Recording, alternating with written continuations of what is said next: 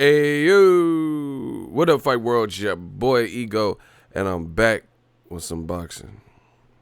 God bless everybody. Can you guys hear me? Yeah.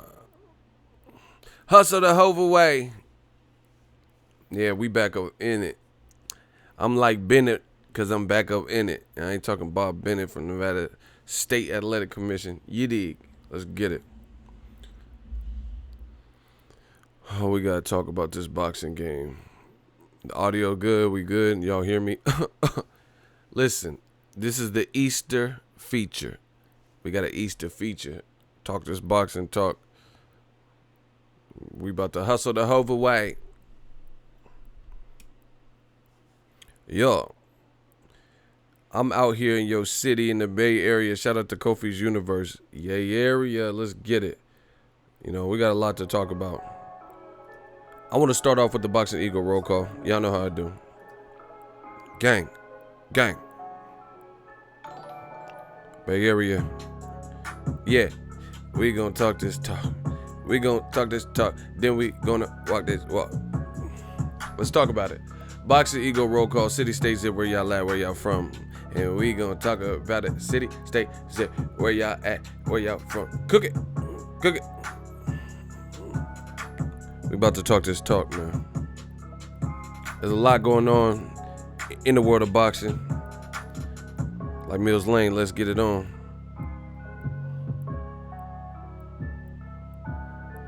I heard Captain Kirk very, very faintly. Hey.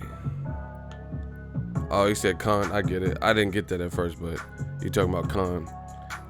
Wrath of Khan.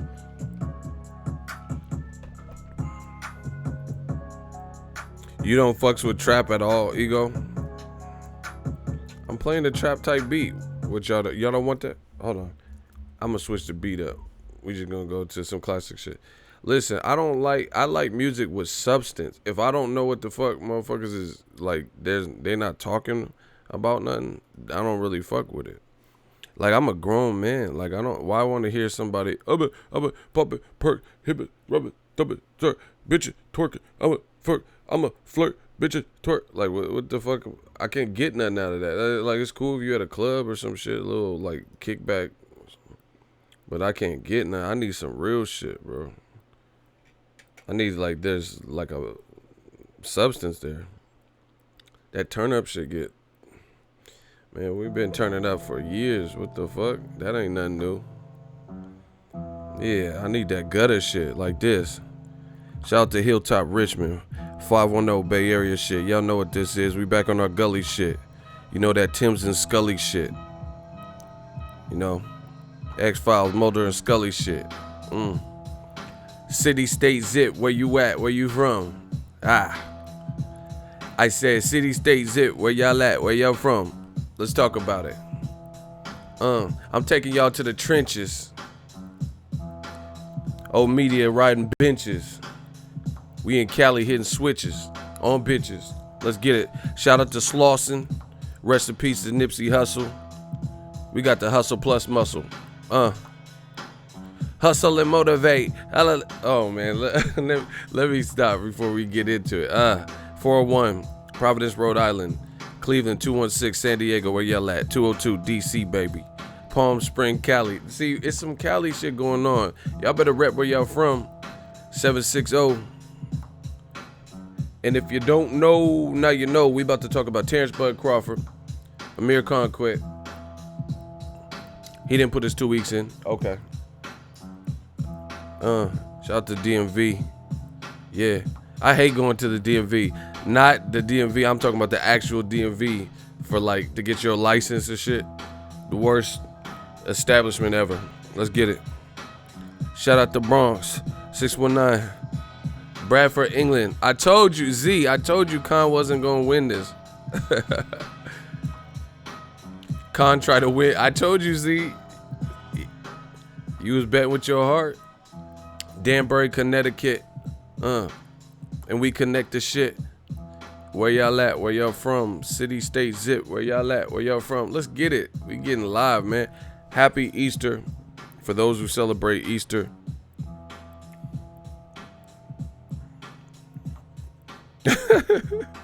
Hey, y'all tripping with these comments, but we gonna talk about it all. You know, we gonna talk about all this stuff that this game has to offer. You know, city, state, zip. Where y'all at? Where y'all from? Shout out to Orange County, California. Can y'all hear me? Am I too loud? Too quiet? All right, we about to vote. Bud didn't look good. Khan was just that horrible. Should he stay in the chat? Because that sounds ridiculous. Bud didn't look good. Motherfuckers hating. New angle dope, bro. Yeah, man, we had to switch it up. Switch it up. Had to lean. Had to switch it up. Get your cup. Get your drink, sir. Get your cup.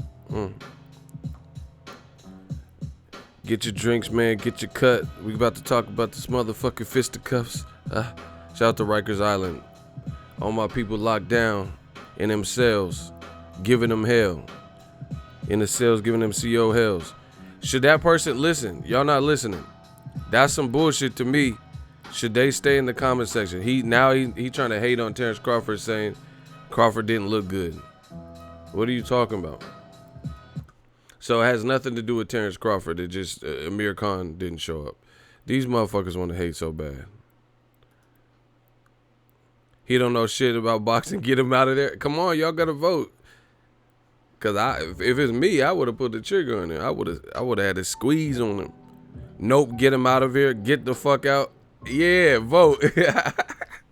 Yeah, we voting. We voting for you. We voting you off the island. Motherfuckers want to hate, bro. Just be like Crawford, that boy. You know, keep it pushing. He said, Khan post-fight interview, I broke my back, it's spinal. Like, yeah, stop it. Yeah, all right, Jaime or Jamie or whatever the fuck your name is. Blocked. It's not unusual to be blocking casuals. Oh my God, why they gotta get blocked like this, man? Man, I'm a Rottweiler. I'm a lot like Wilder. You would get blocked when the shots fire. Let's get it, bro. Get these hating ass dudes out of here. Bud did his thing. Let's talk about it. What up, Fight World? Again, happy Easter. We here to just, you know, talk about the game, talk a little bit about boxing. I told you, Rolando Romero, that he had a nasty knockout. Dude's head was like, who are you kidding? That was sick. Shout out to my dude Rolling.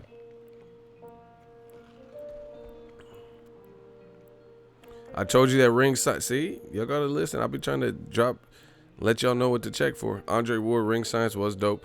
Listen, let's talk about it because I gotta move on to Spence-Crawford, that whole scenario or whatever.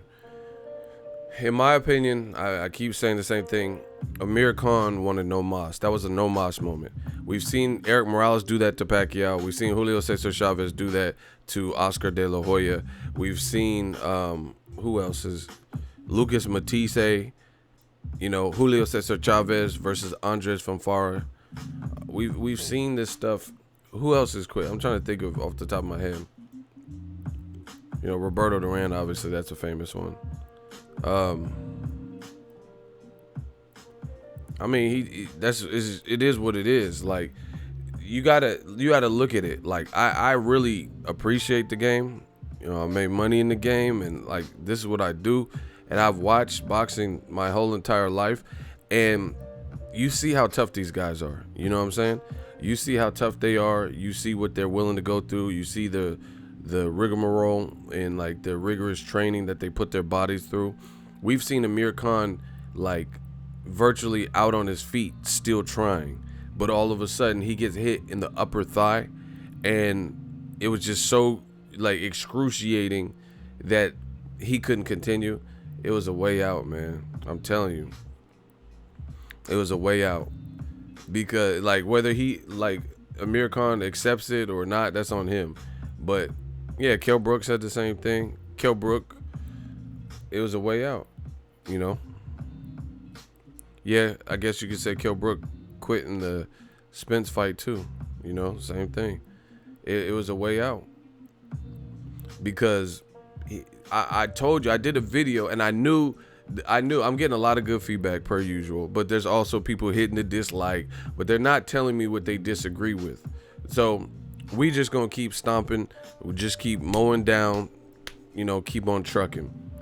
I made a video and I said Terence Crawford beat Amir Khan easier than Canelo, which is absolutely pretty much provable fact.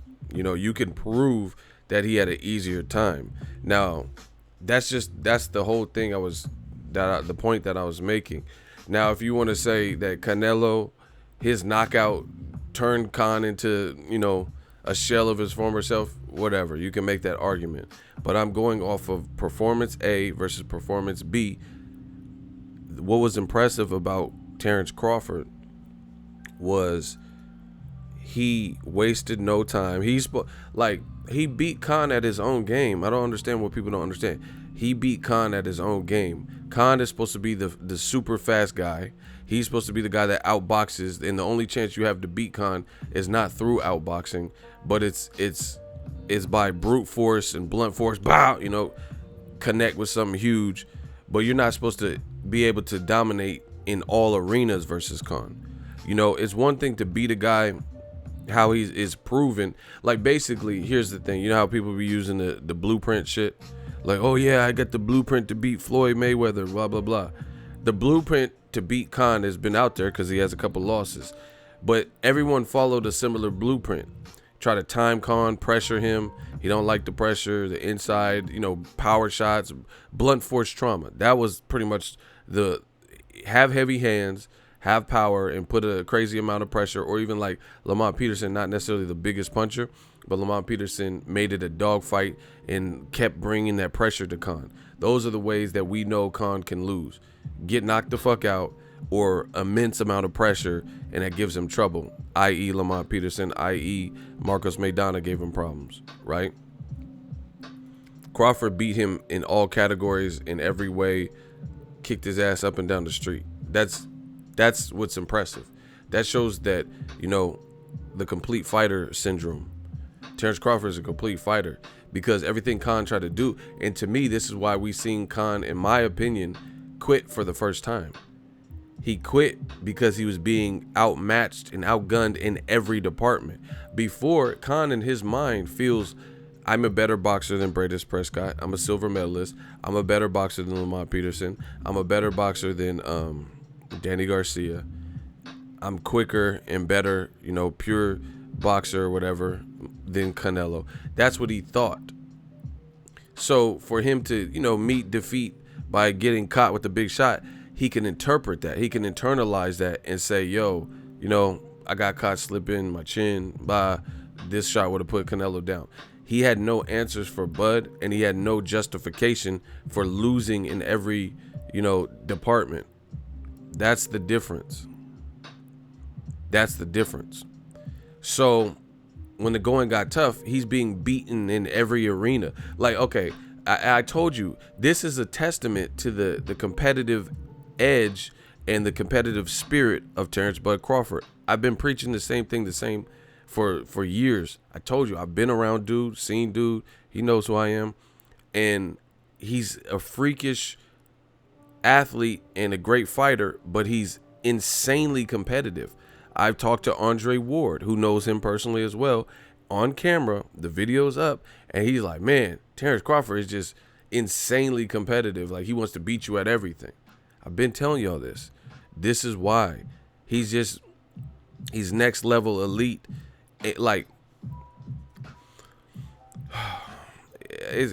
I'm not trying to be rude, but it's like I have to break down. I have to talk to like little kids. Like, people got mad and hit the thumb down because Canelo's name's in the title. I don't give a fuck about none of that. I don't care about none of that. If you ain't proving what I'm saying wrong, or you don't have a better, introspective insight to, an analytical breakdown, then I don't care what you're talking about. If you can prove what I'm saying wrong when I bring up racism and boxing, see, these are the things that people get mad. Certain fighters having constructive criticism or, compare and contrast. When you bring up race in boxing, people get mad at all these things, but what they don't do is prove you wrong. So we just going to keep doing what we do on this side, the real side. Throw your dubs up. So Khan I think he felt outclassed, outmatched. He wasn't winning any of the games. That's what became the problem. He got hurt in the first round. Sorry about that. He got hurt in the first round. Dropped, so he knew how to be cautious. He can't sleep on dude's power. And the thing is, like, I'm really here to break down the game as I see it. The other thing that was impressive is the knockdown. I'm not gonna say it was a fluke, because it wasn't a fluke. It was by design. But it's a fluke in the sense of that was a filler round. The difference being is Khan was winning that round. It wasn't like he was winning it crazy, but he was winning it. Hey, block Amir Shinsu or Shitsu. Hey, listen. Do I have any shooters in the building? Because I'm in one of the modes where I'm just trying to talk boxing. I don't got time for it. If you're a shooter for Ego's Army, please announce yourself, so I know that I have some people to help me patrol the comment section, or I got to do it myself. If you're a shooter and you're here right now, please notify me. If not, then I know I have to police the comment section until they come. I'm not here for the bullshit right now. I'm really trying to talk boxing.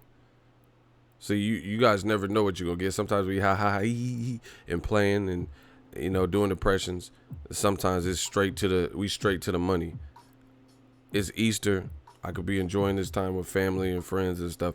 I'm trying to talk boxing. So if that's what it is, I'm not here for the lunacy and these crazy ass comments. So we have no shooters. Okay, great. All right. Yeah, he keeps saying it's staged. You being removed is staged too. Blocked. Next. Khan was beaten at every facet, like, you know, every angle. And the round one, if you look at round one was really kind of a filler round. You know, they say Crawford starts late and Khan starts quick. Round one was really a filler round.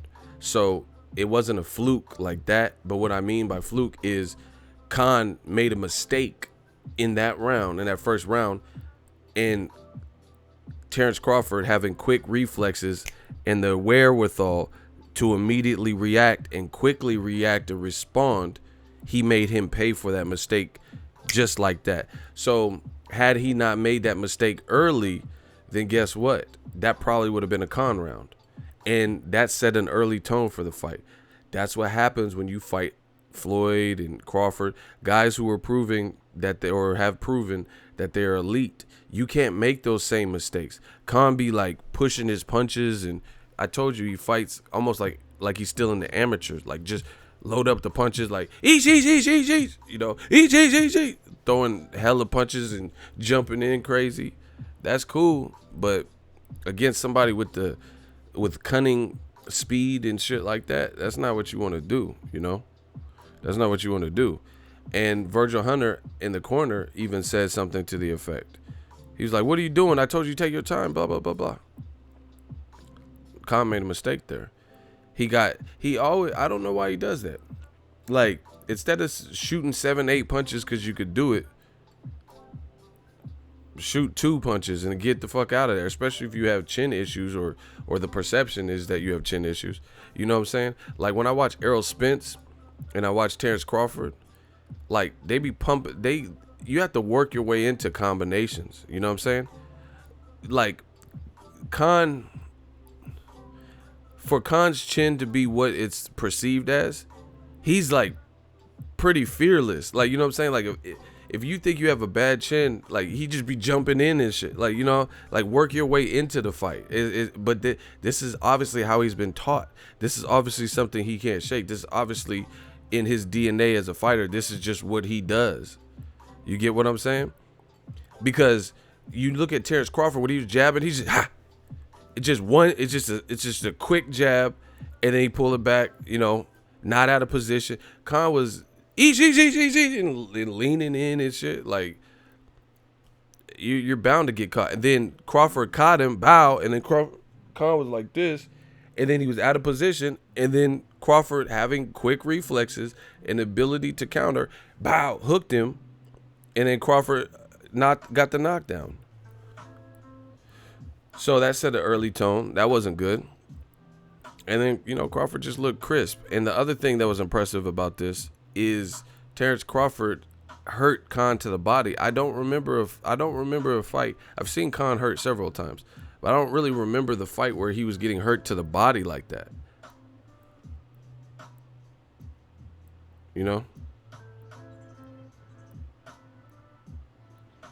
I really don't. I don't remember when he was getting hurt to the body. Like he can't take the headshot. Okay, that's one thing. Pause. But he was getting hurt to the body in there.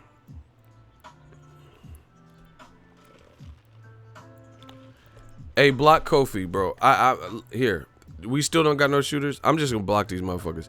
Terence Crawford should have been able to take him out in round 1. Bro, we're not here for that. Go to the little kid channels. This is not the channel for you, bro. The boxing doesn't work like that. You want these weird ass fans, weirdos, they want people to, when you're winning, like Terence Crawford, his job is to capture the W. Errol Spence's job is to capture the W. Amir, what's up? Capture the W. You don't have to do way more than what is needed to do that. People want, Terence Crawford got a knockdown. It's a 10-8 round. Khan, why do you want to just disrespect him totally? Even though he has a good resume and he's about your size and has speed, and you want to just disrespect him and try to force a knockout with minimal time. He didn't even have time. That's how I know these dudes don't really know shit about boxing, because the dude said he should have been able to stop him in the first round, and by the time Khan got back up, there was barely even any time in the round to even try to finish him off.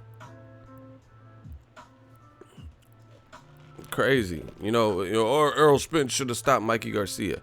It don't work like that. Why didn't Broner get stopped by Maidana then? Maidana hurt him early and dropped him twice, and Maidana was getting fucked up in the later rounds. Truth be told, Broner was fucking Maidana up. It looked like he was about to stop Maidana damn near. That's what I'm saying. These dudes playing Capcom video games and MK11. That's not how boxing works. You're not finna just be able to stop everybody, and you can't undermine somebody's talent that got him there and then just do some crazy stupid shit trying to press a knockout. Listen, I'm not saying like I'm a boxing coach or boxer or whatever, but if a lot of you guys in the comment section, if you were coaches and you trained your fighter to do what you're saying in the comment section, your squad would be asshole. You be the bad news bears out this motherfucker.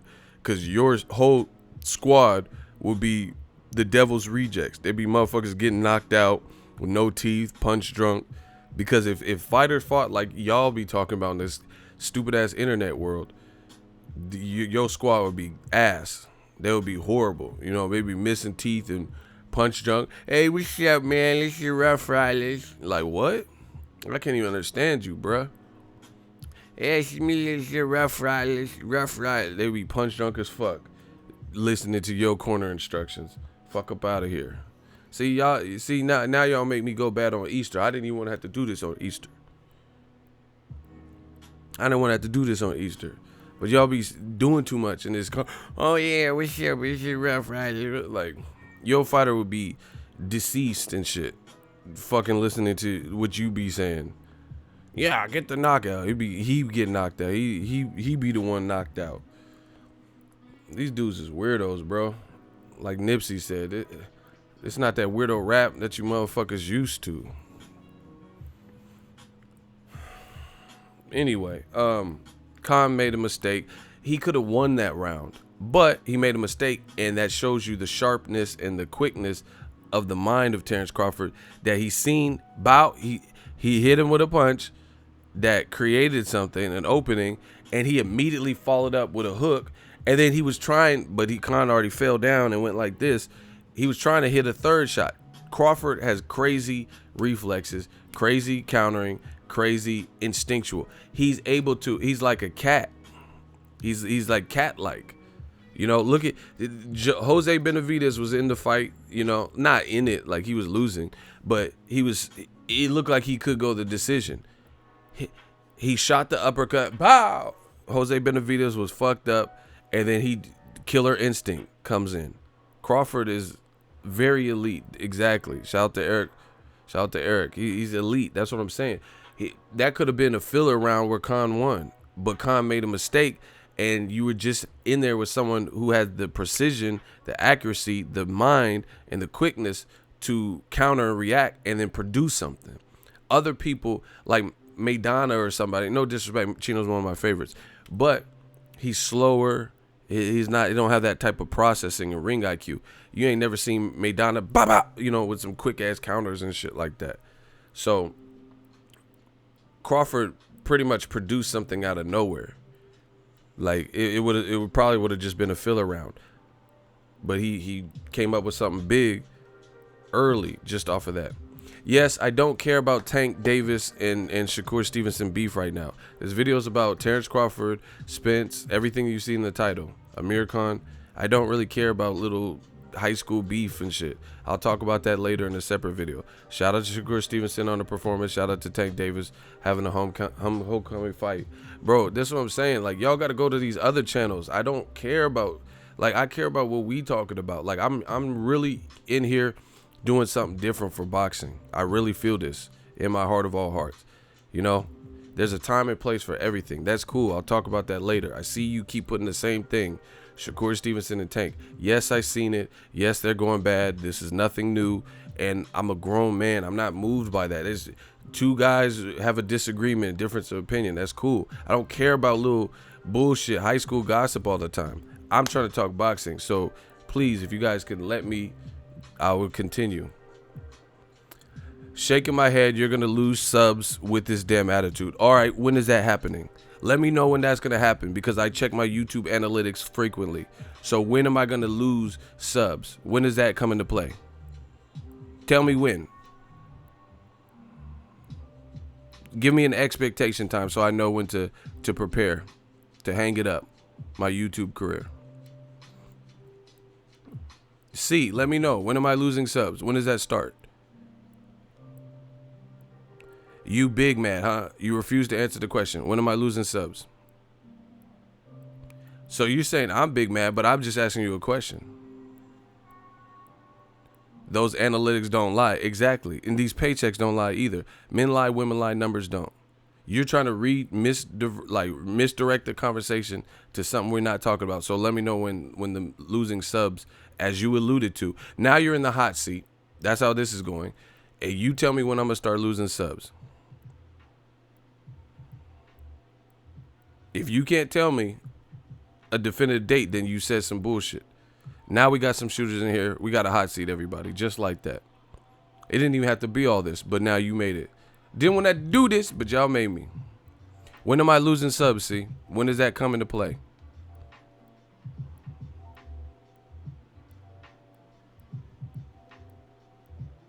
Losing subs almost at 200K. No, he knows something we don't. When is that happening, see? All right, shooters, block him. He refuses to answer. The show must go on. This is how we just doing them. 2019 digital mob. Let's get it. We're not spending too much time on them. Block Junior Baldetis. He said I'm whack. Okay, you don't have to ever watch me again. Shout out to you. Who next? They want to come on Easter. I'm just trying to talk boxing. Okay. Yeah. Block Junior. Yeah, you a junior to me. You my son. See? You see how quick it could change at any moment? I'm just trying to talk. Listen, this is all because I'm trying to talk about the topic on the video. See, this is what I'm telling you. This is why in life, people just know you can't please everybody, because there's been streams, of course, where it has a title, and then we'll start talking about movies or talking about music, and then these dudes be like, "Oh, can we get back to boxing? Get back to boxing, man." Yeah, man. When you gonna talk about boxing? And then now I'm talking about boxing, and I'm talking specifically, intelligent, respectful conversation about boxing, about the topic, and then they motherfuckers start trying to sidetrack me. This is what they always do. They say they hate Floyd Mayweather and they can't stand him and he needs to be gone, but then they can't stop talking about him. You see how this happens? Moving on. Amir Khan made a mistake, round 1. And then, hold on, I'm sorry. Then they say stuff that they know they can't back up. That, oh, you're gonna start losing subs based on what? You can look under the hood and see my analytics. Thought not. Amir Khan made a mistake. He could have won round one and not been off to a bad start. But guess what? He made a mistake, and he made a mistake with the wrong person because he's too quick. Shout out to Isaac. He says, I'm just happy you have dope content and dope quality. I appreciate that.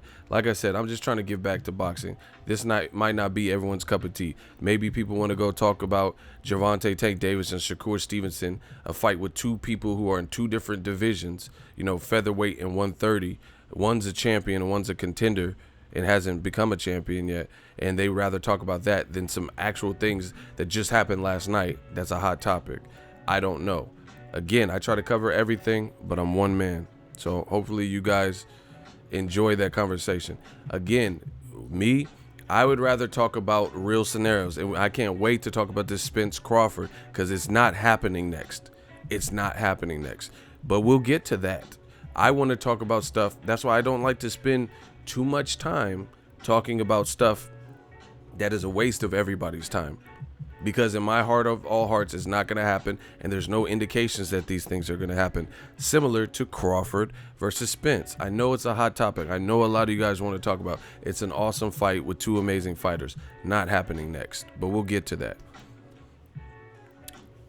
Yeah, Amir Khan made a mistake in round one, and he made the pay. You can't make mistakes like that. Period. Not with that person. Just like Floyd, you can't make no mistakes with Floyd. If anyone could capitalize, it's Floyd. And Amir Khan, like I said, pushing his punches, leaping in, lunging in, that's not the person to do it with. Other thing is impressive, like I said about Crawford, is that Crawford was hurting Amir Khan to the body. He didn't like that body work. I don't remember somebody even making it, because Khan, see, I'm trying to help you guys understand boxing. Khan is so fucking fast, you have to have a certain mindset to even attack his body or think you could get those body. It has to be ingrained in your mind that a body attack, you could get it off quick enough. And you have to have the timing, reflexes, speed yourself to get the body work off. No one even really cares about. Danny Garcia was headhunting and he was missing and he's missing. Then he came with something in the third round. But this shows you the mind of Terence Crawford, that he even took it upon himself to attack Khan's body. We've never seen Khan hurt. People keep saying glass chin. Nobody said he had a glass body. But guess what? Crawford, he's dissecting the fighter in front of him, and he's seen openings, obviously, and start digging to his body. Nobody's doing that because Khan's too fucking fast, and they don't have the confidence, so they go with this. This right here is what everybody knows is a vulnerability and kryptonite for Khan. Crawford mixed it up and tried something different. Canelo actually did it too. He went to Khan's body and slowed him down. But this is the difference. This is why I said it was an easier fight. Shout out to Ardmore, $2 super chat. Appreciate you. This is why I said it's an easier fight for Crawford, is because he made it easy. Canelo was losing to Khan. He was losing the first 4 rounds. Maybe even the first 5 rounds to some people. You get what I'm saying? But that shows you the superior skills of Terence Crawford. How come? Just listen to this. See, people. This is what's wrong with boxing and this whole internet digital shit. Is people, they just want to disagree no matter how good your argument is. They don't even listen. I did a video. It was 38 minutes. It was a 40-minute video explaining. And some people in the comment section, oh, how could you say this?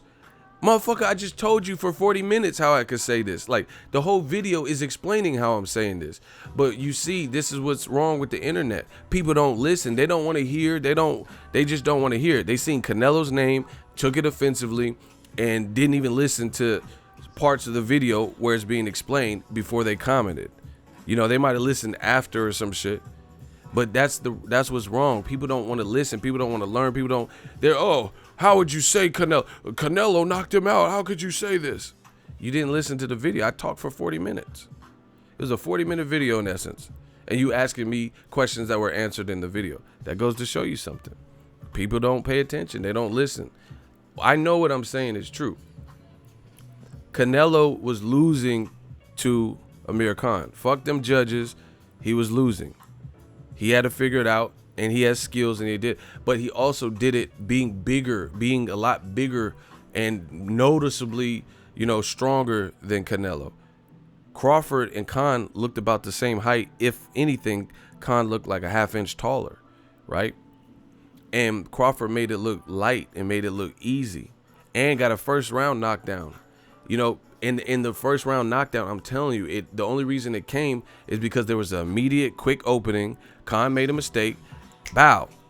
Crawford see, this is the thing. I love Canelo. I think he's a great fighter. Slow feet. That's why his skill set, that's why he has more trouble. Like, if Canelo had faster feet, he'll destroy Golovkin even better than he did. But Canelo's has slow feet. Crawford has fast feet, fast hands, and a fast mind.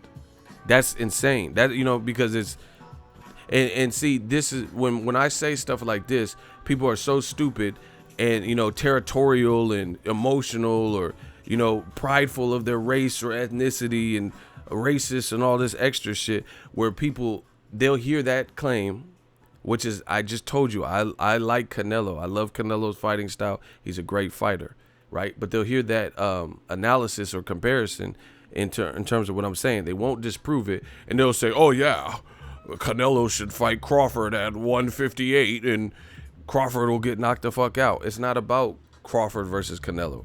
I'm just telling you an inherent difference that I see. Period. But again, this is what happens. Motherfuckers get prideful or racist or whatever, so they want to go tit for tat. There's nothing to go tit for tat. I'm just telling you what I see. Just like when Errol Spence beat up on Mikey Garcia, people said, oh, Errol Spence should move up to middleweight and fight Canelo. This is not a gang war. Like, you shoot one of mine, I shoot one of yours. What are people talking about? Canelo Spence, which is not going to happen anytime soon. Why is that even the conversation? Makes no sense. So anyway, I'm not saying Canelo's trash, or don't put words in my mouth. Canelo's a very skilled fighter, but he has slow feet. He has very fast hands, deceptively fast hands. But he would dog walk Golovkin without a doubt if he had better feet. He's like Mikey Garcia in the sense of he uses his feet to get into position. Guys like Mayweather and Crawford, they could fight flat-footed, but they could also use lateral movement, and they have good legs. They have a good set of legs. Canelo, he doesn't, because look at the Triple G fight where he showed some leg movement in the first fight. The motherfucker was tired after the 5 rounds. So that was clearly not his preferred method of getting the job done, because he was tired as fuck. Canelo was tired as fuck because he showed you he can, use his legs a bit, but he couldn't do that for 12 rounds. Mayweather, Crawford, they can fight flat-footed and use their legs and everything and all the energy that takes for 12 rounds. And we've seen it. Crawford's legs didn't look bad. Jose Benavidez fighting the 12th round. Canelo can't do that. Canelo, he if he uses his legs like he did, he gassed out versus Triple G in the first fight. Just watch it. Shout out to Dutch Brothers. I'm drinking this little iced coffee. So once again, unless you're going to tell me what I'm saying that's wrong, then, I'm not really trying to hear it. Canelo knocked Khan the fuck out. We know. We get it. But what I'm saying is Crawford had an easier time. He didn't lose moments. He wasn't losing the rounds at all. He dominated him. Canelo, just interpret what I'm saying. Canelo had at least a 20-pound advantage. There was no rehydration clause. Khan was out of his element, even fighting at 154 plus 155, right? And it took 4 rounds of success for Khan for him to slow down in the 5th or 6th round, trying to keep this big dude off of him and move so much, and then getting hit with, some well-placed body shots and stuff here and there. It took that for Canelo to make the adjustment, right? But for Crawford, it was a domination pretty much the whole way through. You get what I'm saying? And there, people say, oh, it's because the Canelo knocked out Khan. No, we're not doing that, because here's why. Bradis Prescott knocked out Khan before Canelo. Danny Garcia knocked out Khan before Canelo. So how could we say that Khan was just oh so fresh when he fought Canelo, even though he had been knocked out previously? And then now the Canelo fight, we're just saying he was deteriorated. It looked like Khan trained hard. I told you this before the fight. It looked like he had was in good shape and stuff.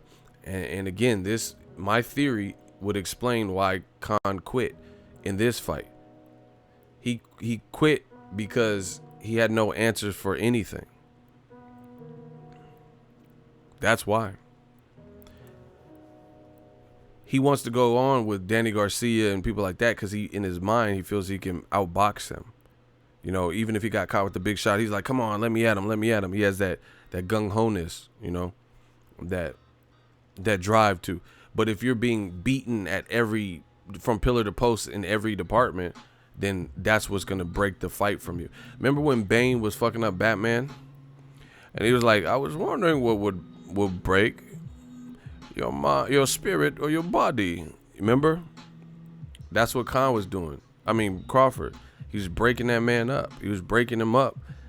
The body work was hurting. He got dropped with a headshot, quick counters, and he felt that. He got hit in the thigh, people. He got hit in the upper thigh, and he was like, like, no. Zab Judah got hit repeatedly in the nuts versus Cotto.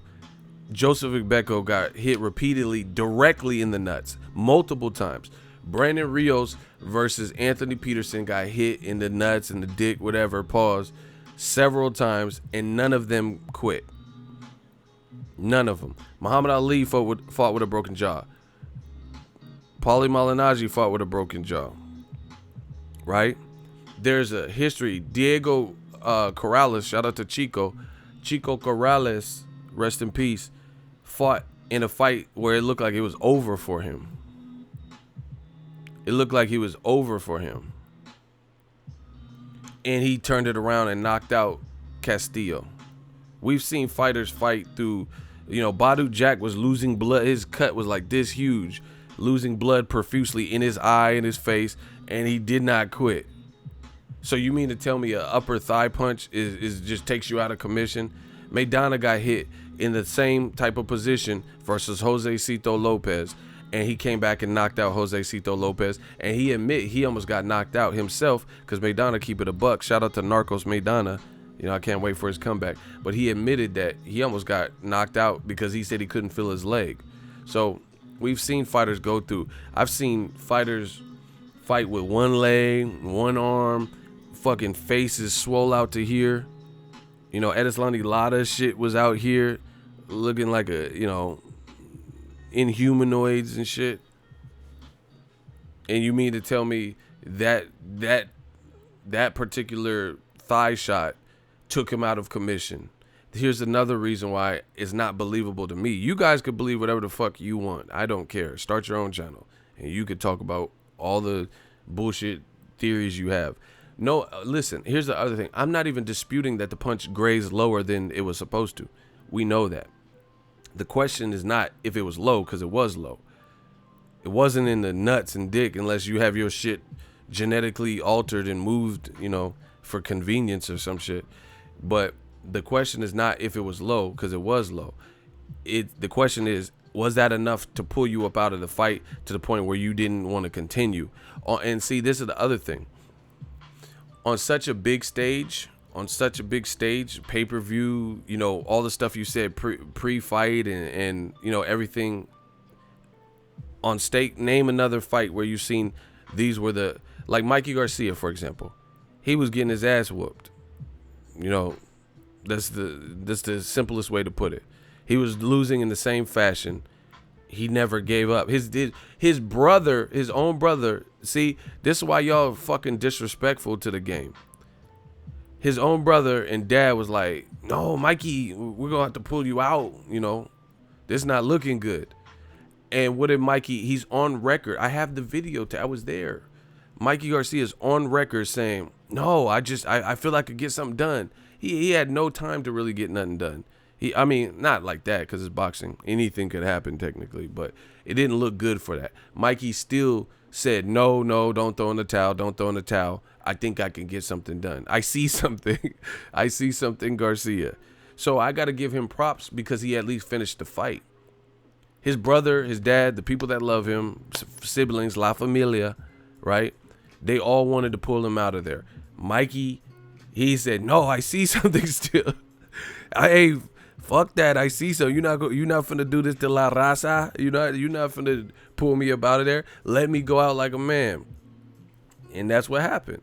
He has an L, but he went out the G way, that the fighters sign up for. I don't want to see people die and mortally wounded, but again, we've seen people with more significant, grotesque, worst sports injuries in history fight, and they didn't give up, bro. David Hayes, Achilles, my dad was playing football, and he got cleated, like this is your Achilles. The dude's cleats slit his Achilles in half, like the way that he got tackled or some shit, and it slit his Achilles sideways. I remember when my dad had to go through, at that time. You get what I'm saying? Because he had to get surgery on it and stuff, and like he was on crutches and all types of shit. David Hay had a collapsed Achilles. He had a collapsed Achilles, and he was still swinging crazy trying to knock out old boy Tony Bellew. He was moving like this and still trying to, to the point where he was knocking himself down and shit like that. That was a horrible injury, man. And David Hay was still, I give him props. David Hay, another British fighter, was still at least trying to, he was trying to take Tony Bellew up out of there somehow, some way, with one ankle and all this shit, right? Probably because he knew from the Klitschko, my pinky toe shit, he's like, man, fuck that. And, he just bit down. Khan got hit in the thigh, and then that ends the pay-per-view. Come on, bro. You guys can say whatever. It was low, though. But I can't. That was frustration. That was like a sense of awareness, and I didn't want, And then he's talking about like Virgil said something, and I thought he was asking if it hurt, and no, it just you didn't. They knew the end. They knew the end was probably not going to be as desired. And he didn't want no more. His corner seen that. That's what I seen. That's honestly what I seen, bro. I seen that. Shout out to Harvey. Good. That's a very good add-on. He said dude had his shoulder dislocated and he knocked his dude out. I seen that. He had one arm and his other shoulder lean. He had that shoulder lean and he still was swinging with one arm. That's what I'm saying. We've seen fighters. It looked impossible for them to do anything. Look at John Molina Jr.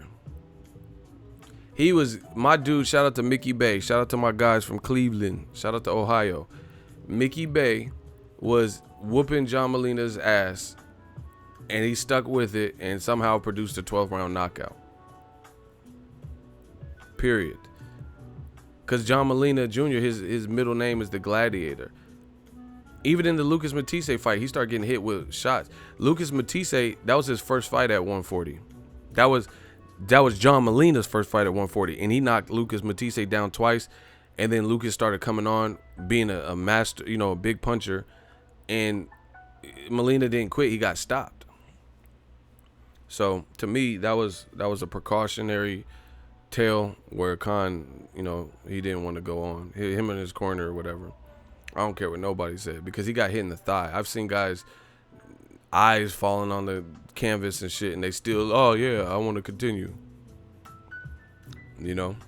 Like, even look at Adrian Granados. Danny Garcia looked good last night. Danny Garcia, shout out to that man. Danny Swift Garcia knocked him down a gang of times, and he was piling on. The ref was like, nah. And Granados was like, because he was disappointed. You know what I'm saying? Granados was getting tore up in that fight. But he's tough. He didn't want to, he still He wanted to figure out if there's a way he can get something done. I'm telling y'all. Watch Granado's face when the Danny Garcia had him on the ropes and the ref was like, nah. Granado was like, because he's a warrior. You know, he's a warrior. And Khan, this is his show to be a warrior in the past. That's why this wasn't a good look. Oh, yeah. Shout out to my dude. That's one of my favorite fighters, Eric Morales. His eye in the Maidana fight, this motherfucker's head was in 3D and shit. His shit was out here with it. You know? Deontay the Bronze Bomber Wilder, Chris Arreola fight. He fractured his hand, and I didn't even know the motherfucker's hand was broken because he was throwing the shit hard as fuck. You know? And he knocked out Chris Arreola. He was throwing that shit hard as fuck. And then listen, see, this is why they can't fuck with new media. You guys, I'm like Allstate. Are you in good hands? Most motherfuckers, 2,000 YouTube fans don't know shit about boxing. Are you in good hands? I know my boxing. In that Wilder Chris Arreola late replacement because Alexander Povetkin failed his drug test. In that fight, Wilder broke his hand, fracture, broke, whatever. He was throwing them shits hard as fuck despite having a broken hand. Despite that, he was still throwing it, and he got a knockout of Chris Arreola, who Chris Arreola is on a 2-win streak. He just knocked out the guy on the Spence-Garcia card. So Chris Arreola clearly has power at heavyweight and probably outweighed Wilder. So if Wilder was just like, so vested in his injured hand, then, you know, who knows? Chris Arreola might have been able to do something. But Wilder's a warrior, like we seen, even in the Tyson Fury fight, getting outboxed for a minute, and he still produced big things, right? But anyway, watch the Wilder Chris Arreola fight, right? Shout out to Asante. He said, what up, Ego? Keep grinding. Salute. Ego's Army. We repping this. In the Wilder Arreola fight, he was throwing the shit hard as fuck with a broken hand. Stopped Chris Arreola. Immediately after, because the adrenaline leaves your body and stuff like that, they were interviewing him and they're taking his gloves off, and he was like, fuck. Go watch it. I remember Deontay Wilder, as they're taking the gloves off, he was like, shit. So clearly the shit hurt, you know, and like I said, when the adrenaline leaves your body and you're no longer in fight mode, I'm sure that's when the pain really sets in. It's like when motherfuckers, I know a dude named Keegan, and he was drunk as fuck. I used to work with him. He was drunk as fuck. He jumped off a roof and fucked his leg up, his ankle. He said the night he was so drunk, he didn't really feel it like that. But then the next day at work, because, you know, adrenaline leaves your body, or alcohol, that kind of numbs you. So watch the Wilder Arreola fight. He was like, as soon as they were taking the glove off. But he was fighting through that. That's the point. He had and I seen Wilder had metal pins in his shit. I seen the doctors taking the metal pins out. So we know it was a real injury and everything. And he was throwing them shits. Bow! He was throwing, and he knocked out Arreola with that. So you mean to tell me Khan getting hit in the thigh turned him into Christopher Reeves and he's paralyzed? He's Charles Xavier? Magneto. Like he Professor X now because he got hit in the thigh and paralyzed. Stop it, bro. Magneto. What do you want with me, Charles? Fucking Professor X, because you got hit in the... Stop it, bro. Logan. He couldn't walk. He just turned into Professor X. Really? Where is Logan?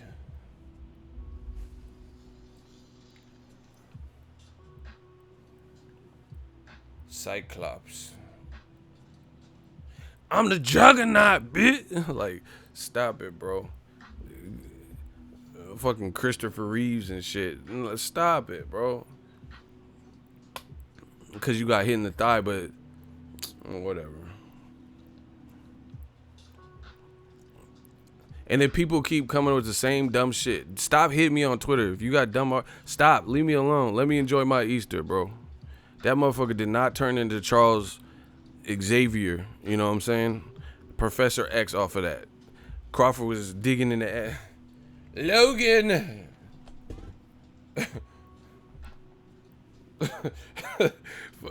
Yeah, you Stephen Hawkins because he hit you in the thigh and shit.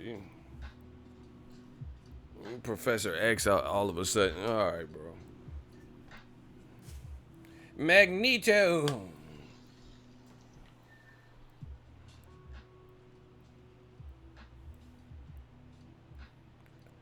I cannot continue versus Crawford. X-Men, engage. Fuck up out of here. I hate some of these fans, bro. I know it was low, but that's not what people are like. Yeah, there was a sequence of low blows. Yeah, this is why his face, how his face looked like that from low blow, bro. Y'all not doing this, not tonight. Y'all not finna fuck. Nah. Look, low blow. This shit was from low blows. All this. Stop it. Just admit. Look. That's from low blows. This motherfucker got Wolverine scratches and shit. Berserker barrage. Drop out. Look at them Wolverine scratches. That's how Bow Wow looked in that mugshot when his girl beat his ass. Remember when Bow Wow was in the mugshot? He had them scratches and shit. You look like the Bow Wow mugshot. That's from low blows. Them Bow Wow mugshot just... Man, get the fuck up out of here. Stop watching my channel. I don't care, bro. I don't really care. Don't watch me. If you don't know shit about just don't watch. Don't watch my channel. I don't care anymore. I don't want you on my channel. If you guys can't be fair, good sports, always coming up with these excuses and shit, then I don't really care if you watch my channel, to be honest. Really, I don't care. Like, don't ever watch me again.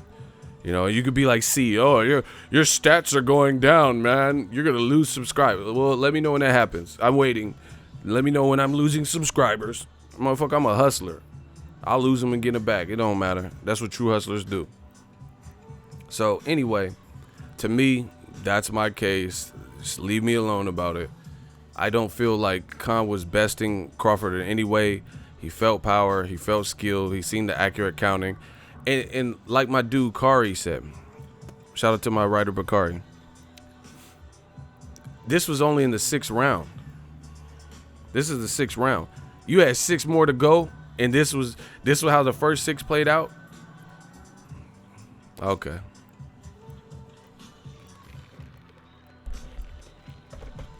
So anyway, that's my thoughts. I didn't agree with what Bob Arum did. Said I want to make the fight, but Al Heyman, he don't want the fucking fight. Terence Crawford and Spence and me, we all want the fight, but Al Heyman don't want it. Like, stop, please, everybody.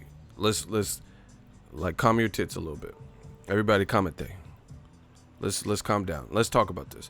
So before this even before Crawford even took place, right? Yeah, it's Al Heyman's birthday. Shout out to Al Heyman. Happy birthday. Motherfucker still ain't doing no interviews. He ain't gonna do no interviews though. He still ain't gonna release no new accurate pictures with like him and the birthday cake and shit. He ain't finna do nothing like that. This motherfucker be off the grid for real. Yeah.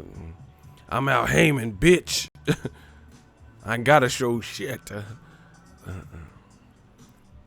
Al Heyman in his he in the Bugatti listening to Motown's greatest hits and shit. He don't give a fuck. He making this money, bro. He's in that G-Wagon listening to Motown and shit. Listening to Al Green. I'm so tired of being alone. I'm so tired of doing my. Won't you help me, girl? He don't give a fuck. Bob Arum doing all that. But anyway, let's talk about it. Yeah, smash the like button. Y'all getting lazy. It's okay. Smash the like button. Stop being lazy. Stop hating. I know a lot of y'all motherfuckers want to hate so bad. I know, I get it. Y'all want to hate because Eagles Army's great. We successful. We keep getting these predictions right. So please smash the like button. Thank you, thank you, thank you.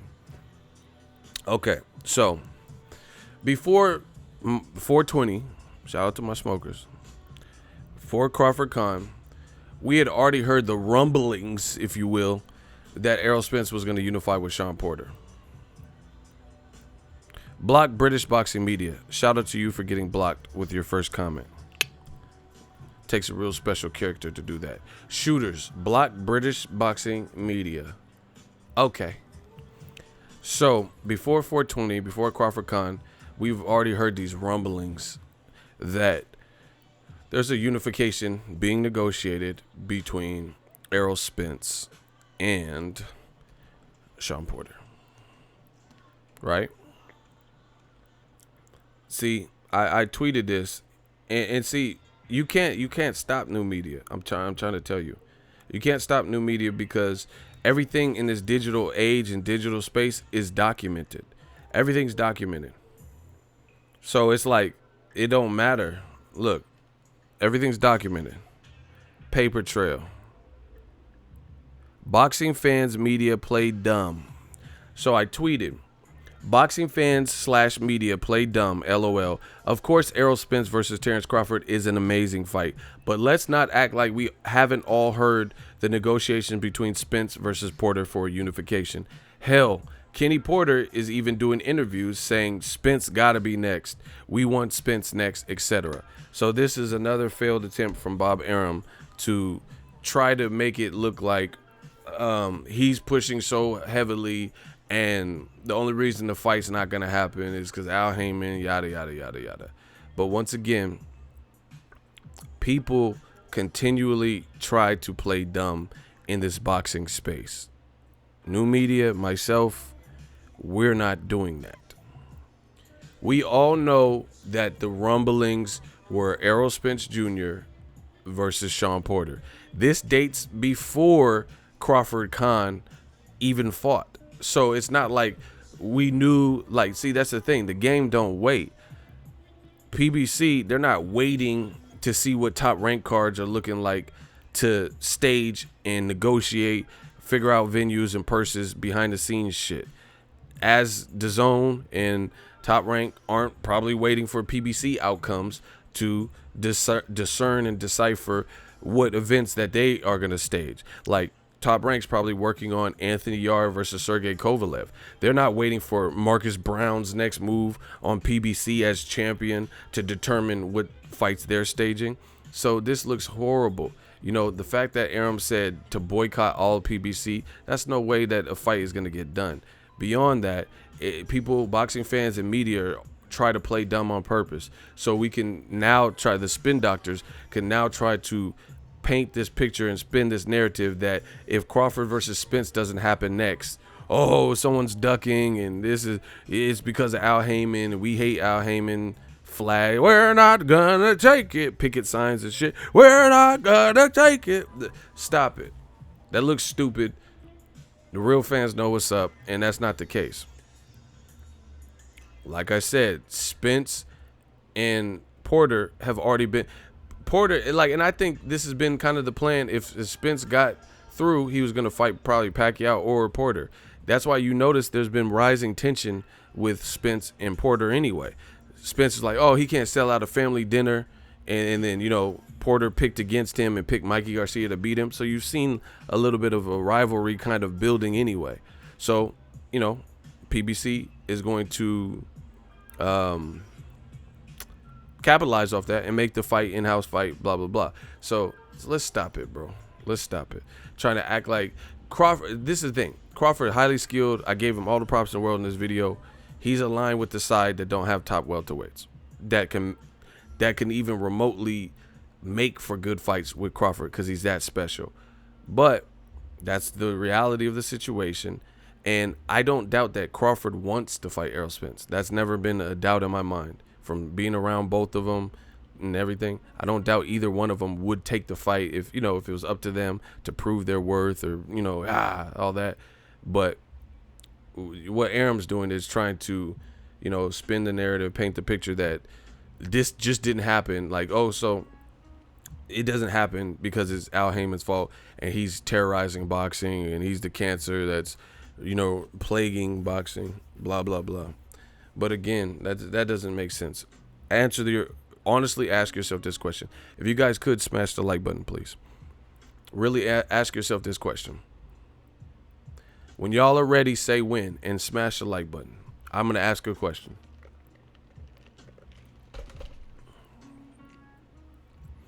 When y'all are ready for me to ask the question, all I want you to do is answer the question 100% honest. 100% honest. He's too old. The same 80s tactics don't work. Yeah, that's the thing. You can't, it's a different market and different space than back in the day, 90s or something. All right, he said when. Hypothetically, let's say Errol Spence was the only top welterweight on PBC. He was the guy with the name on PBC. And Top Rank had Danny Garcia, Mikey Garcia, Adrian Broner, Andre Berto, Devin Alexander, Keith Thurman, Manny Pacquiao just went over there, Luis Collazo, right? And Terence Crawford.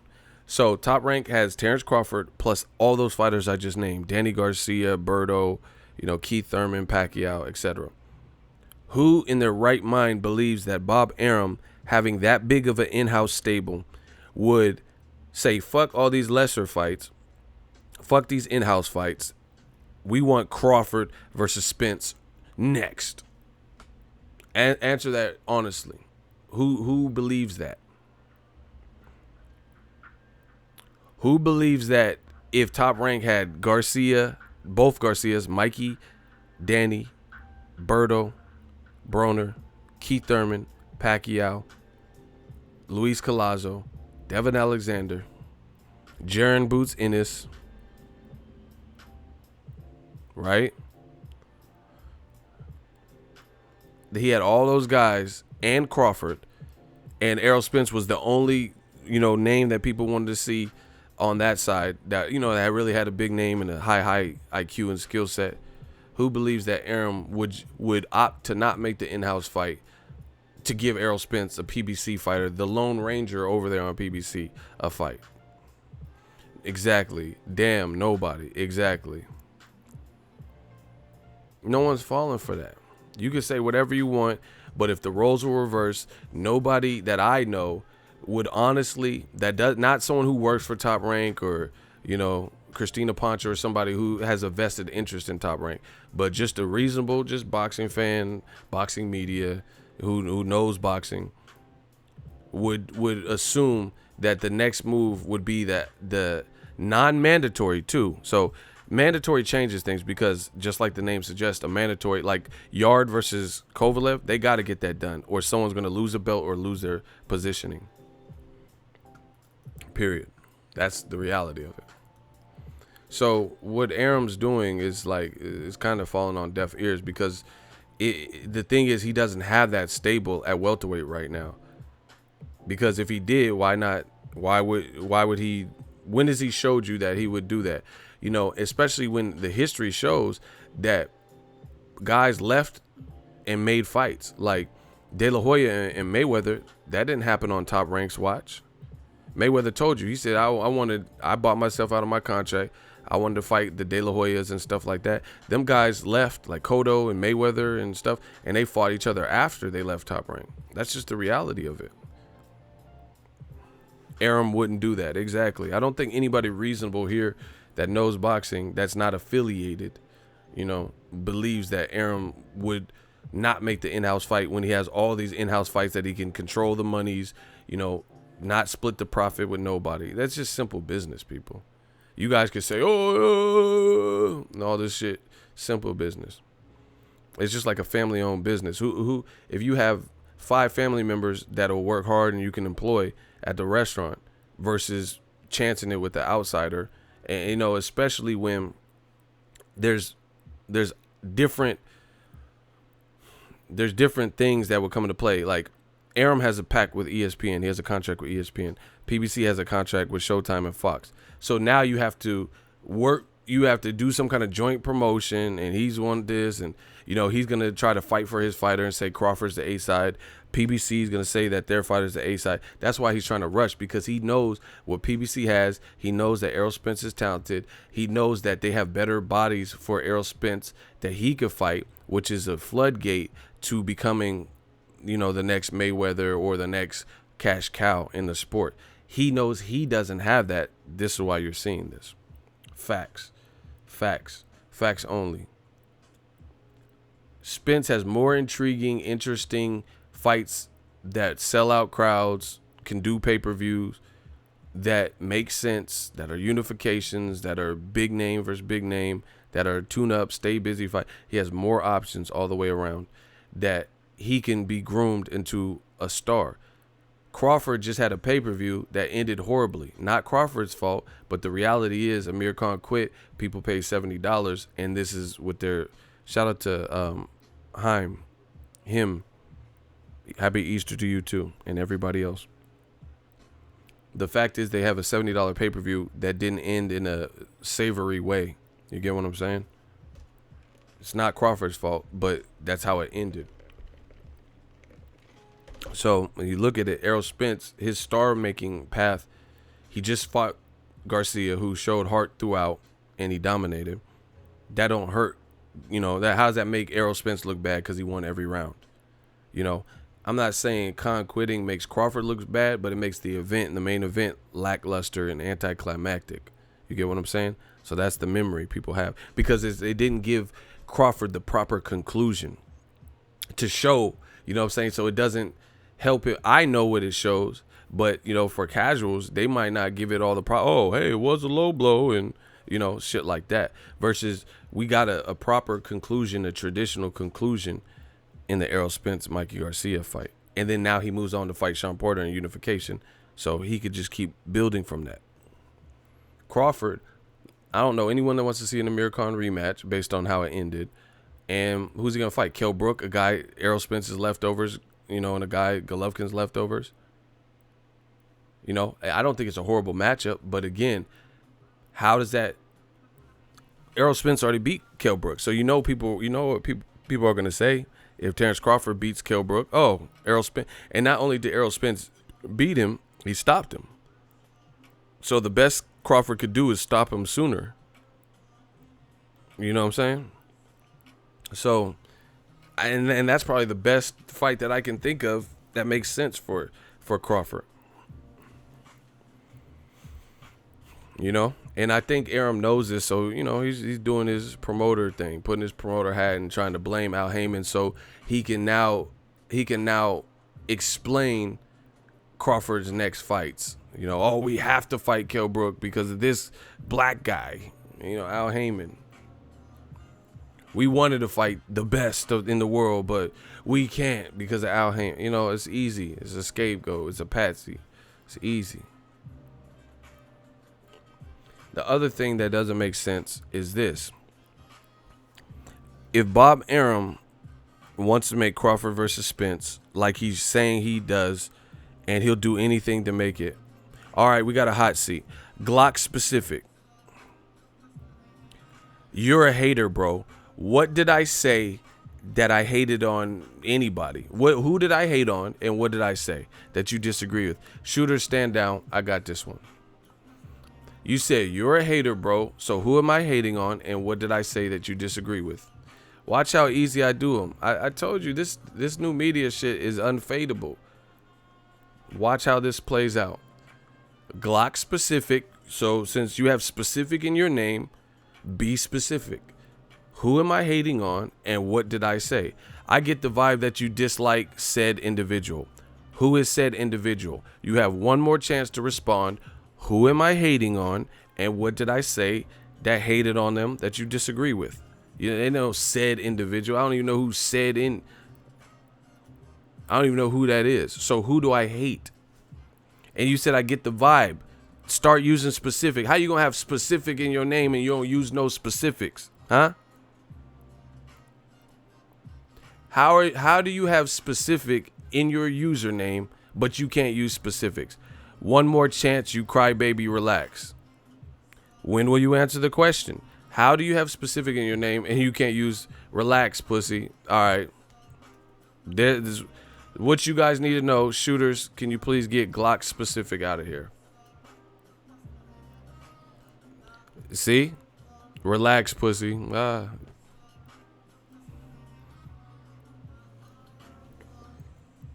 When you stop crying. Oh, okay. You got me. The funny thing is, they don't realize this don't make me look bad. I didn't lose. So, you're out of there. Oh, fuck. This is easy, man. Y'all just let me get paid off the easy work. He refused to answer the question.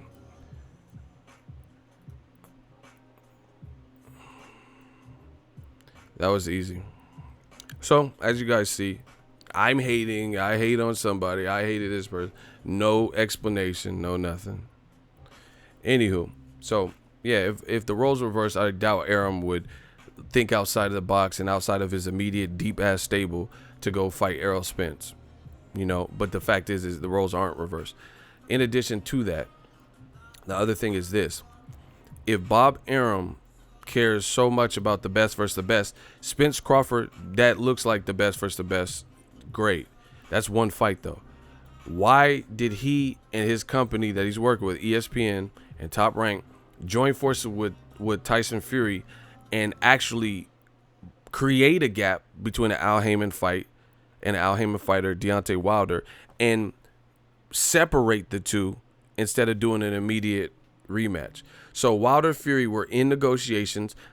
Fact. The WBC ordered the fight, the rematch. Fact. Fans were told that this was going to happen at the Barclays and were expecting it and excited for it. And everyone knew that the second fight would do better based on the Undertaker 12 round and, you know, Fury saying whatever he said. Why did Top Rank get away with that and actually put Tyson Fury in a tune-up with Tom Schwartz? So I get it. You're saying you want to fight Spence-Crawford. That's one fight. But there's another great fight. And if you're willing to work with Al Haymon, then why Deontay Wilder? I have proof. I have him on record. I have him recorded. It's a recorded video. He wanted Tyson Fury next. Right? So why did you get in the way of that fight happening? These are the questions you guys, if you're being reasonable, have to answer and ask and answer for yourself. Why would he not have Wilder? If you want to work with Al Haymon so bad on the best versus the best, okay, let's say you can't get the Spence fight for whatever reason. PBC got their own plans with him. You could have made Wilder Fury. Great fight, great rematch. We need closure. And then you're talking about giving Tyson Fury two more rematches. Two tune-ups before the rematch. And everybody had their hopes up, and it looked like an easy fight to make, 50-50, you know, easy fight to make, and you and your company got in the way of it, and we're not getting it next. And we're getting something far lesser. You know, real talk, Dillian White is fighting Oscar Rivas, who's coming off the Bryant Jennings. You know, he's coming off the Bryant Jennings knockout. That would have been a better fight for Tyson Fury. But once again, the Caucasian fighter doesn't have to fight anybody that's a huge threat like Oscar Rivas, who has an amateur pedigree, beat Kubrat Pulev and Andy Ruiz, right? Tyson Fury gets to fight Tom Schwartz, who's never fought out of Germany and looks sloppy on YouTube. I didn't even know, so I don't even know who he is, but he don't look that great.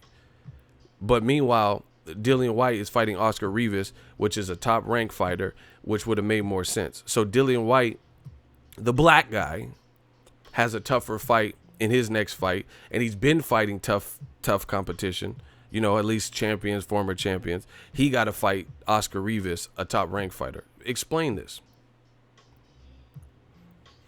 Explain why Dillian White, non-lineal champion, never been a champion, he's fighting a top-ranked Oscar Rivas at home in the O2 Arena. He got to fight someone like that who just knocked out Bryant Jennings. But Tyson Fury's fighting Tom Schwartz. But Bob Arum, he wants to make, you know, the best versus the best in Spence and Crawford. It's a ploy. It's a decoy. Why did you put Oscar Rivas in there? You rather put Oscar Rivas and give Dillian White a potential win over Oscar Rivas than to let Tyson Fury get a win over somebody who's a puncher. That's why nobody believes this shit.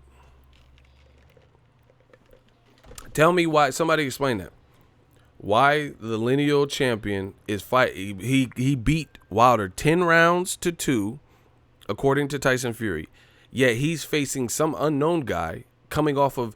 This should be probably one of your greatest wins behind Klitschko, because you said the world knows you got robbed and you beat a champion who is a menacing puncher 10 rounds to 2 in your mind, even though it was ruled a draw, but in your mind. So why are we seeing Tyson Fury in Vegas versus Tom Schwartz?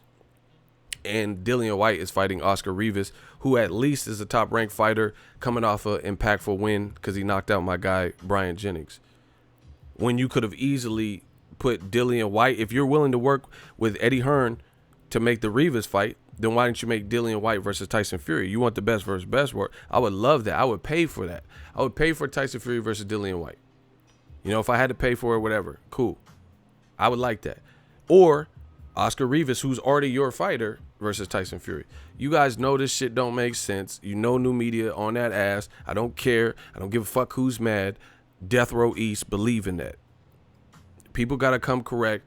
They got to start thinking out, sensibly. And if they don't, then, like I said, combat these points. If you got a better logic, then I would love to hear it. And you're getting blocked if you don't. So, good luck. The world knows Tyson Fury versus Dillian White is a better fight than Tyson Fury versus Tom Schwartz. I don't know what Tom Schwartz could do. I don't know how Tyson Fury looks. But on paper, Oscar Rivas or Dillian White would have been way more acceptable to the public than Tom Schwartz. But not only did they get in the way, Bob Arum get in the way of the Wilder fight happening in a rematch. Not only did they do that and cancel that, but they could have made a better fight with the guy who's lineal champion that they keep saying, 10 rounds to 2 over Wilder in his mind, and he fighting Tom Schwartz. Meanwhile, Dillian White, this is why I say, you see how black fighters, they just got to go through the ringer. You just got to fight whoever it is.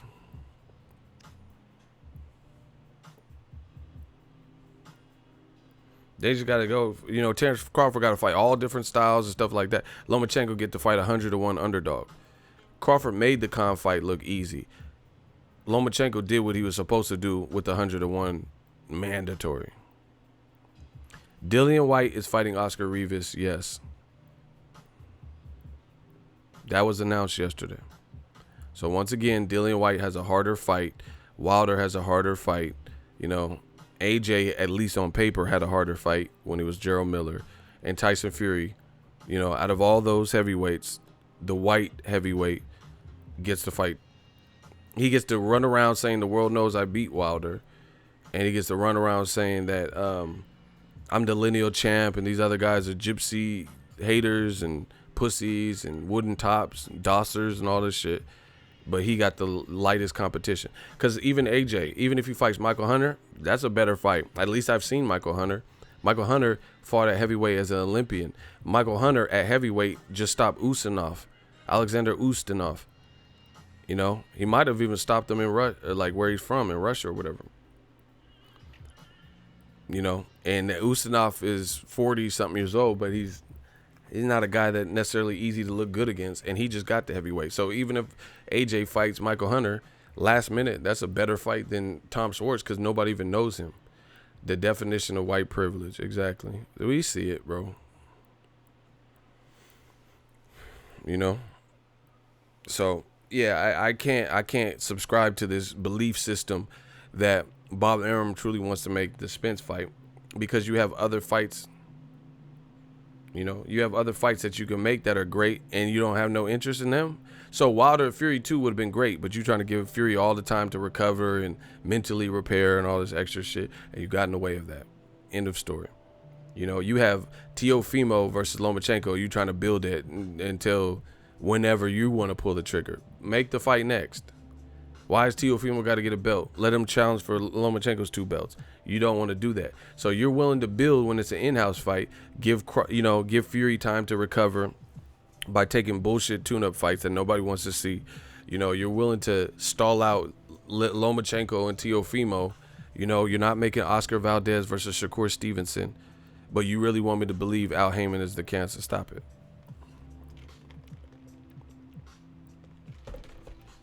The Black Channel. Why would the Black Channel? And then you know what the funny thing is? Bob Arum, according to the Los Angeles Times, he said that this is crazy. It's like projecting. It's like projecting.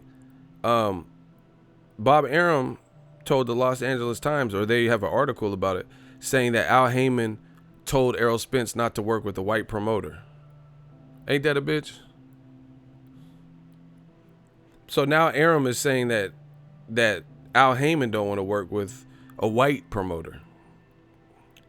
Look. Shout out to Lance Pugmire, LA Times. Bob Arum claims that Al Heyman will discourage Errol Spence Jr. fight deal with a white promoter. Okay. So all the white promoters that Al Heyman, he worked with Eddie Hearn to make AJ versus Charles Martin. He worked with white Eddie Hearn, blue-eyed Eddie Hearn for the Dominique Brazil fight. He worked with white promoter Tom Loeffler to make Triple G versus Danny Jacobs. He worked with white Jewish businessman Bob Arum to make Terence Crawford versus John Molina, Terence Crawford versus Felix Diaz. He worked with Mexican promoter, Mexican-American, Oscar De La Hoya to make Gary Russell versus Joseph Jojo Diaz. That was a mandatory though, right? But now Bob Arum saying that Heyman don't want to work with other races. Stop it, bro. and then this is the funny thing. But wait, dance more. But this is the funny thing. When black people say anything, it's like, oh, you're pulling the race card, man. The black channels, I drink Kool-Aid too. Stop it, bro. New media. Oh my gosh, this is the regime. This is a regime. I told you, this is a whole new. Come on, bro. That don't even make sense. You know, Al Heyman don't want to work with white promoters, but Wilder just fought white Tyson Fury on White Christmas with his white promoter Frank Warren. What are you talking about, bro? He had an all-white Christmas. You know, it was a December fight with a white fighter, Tyson Fury, and a white promoter. What are you talking about? That was an all-white event. No, I'm just playing. But you guys get what I'm saying. What is he talking about? Bob Arum is going to discourage Spence because he's white? Bro, stop. This is looking horrible. I don't care what nobody talking about. This is looking horrible. And then try to tell. That's how you know Al Heyman must got power. People have to do all this to try to stop his events and stop his shine. That's sad, bro. You talking about he won't work at the white promoter. He just worked with Frank Warren. Frank Warren black? He Rican? What the fuck? Frank Warren Boricua? Wepa! Like, you know, he Mexican now? Like, hey, I told you don't call me Frank Warren. Call me Frankie. Call me Frankie. Like, what are you talking about? Yeah, it's not no fucking Frankie Pinche Perro. He Mexican now? Like, Pinche Perros. And I'm not gonna puta. I'm like, call me Frankie. I'm Frankie Warren. Like, what are you talking about? He don't want to work with you because you white. Oh, bro, this shit crazy. Hey, Miklo.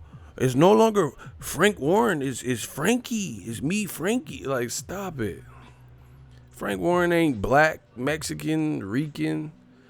Nah, y'all be saying I'm stupid. Y'all laughing because y'all know it's true. You're talking about he won't work the white promoter. This what happens. Black excellence. Motherfuckers try anything to try to throw dirt on your name. You know, look what they do to my channel. You know. He said, Vatos locos. Hey, Miklo. Don't call me no fucking Frank Warren. It's Frankie. Like, stop it, bro. Frank Warren is white. And you saying he won't work with a white promoter? Oh, wow. Tom Loeffler ain't white. Triple G versus Wade. Dominic Wade is an Al Heyman fighter. Danny Jacobs is an Al Heyman fight. What are we talking about? Oh my gosh, I'm the king of this shit. I know they don't have more logic than what I'm saying. I know this.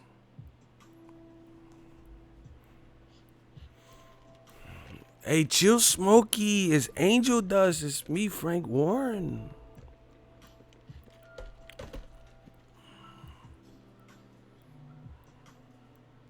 Anyway, so none of that. That's rubbish. That don't make sense.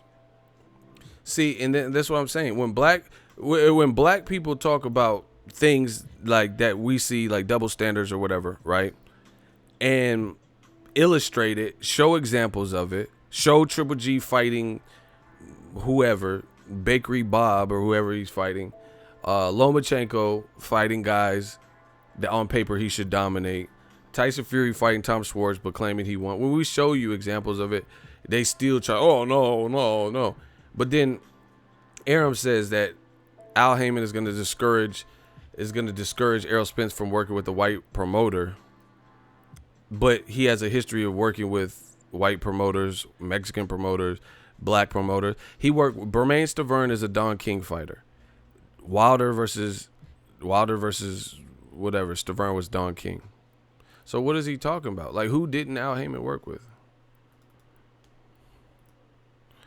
Bakery Bob. Man, it's asinine to even say this, bro. It's asinine.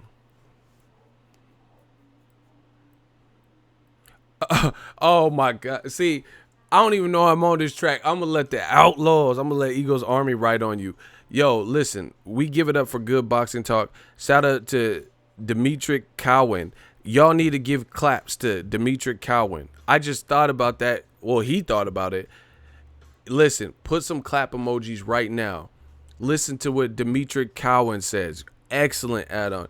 He said he works with Lou DiBella. I just thought about DiBella. Isn't that Italian? Isn't he Italian? What are we talking about? Lou DiBella is an Italian promoter.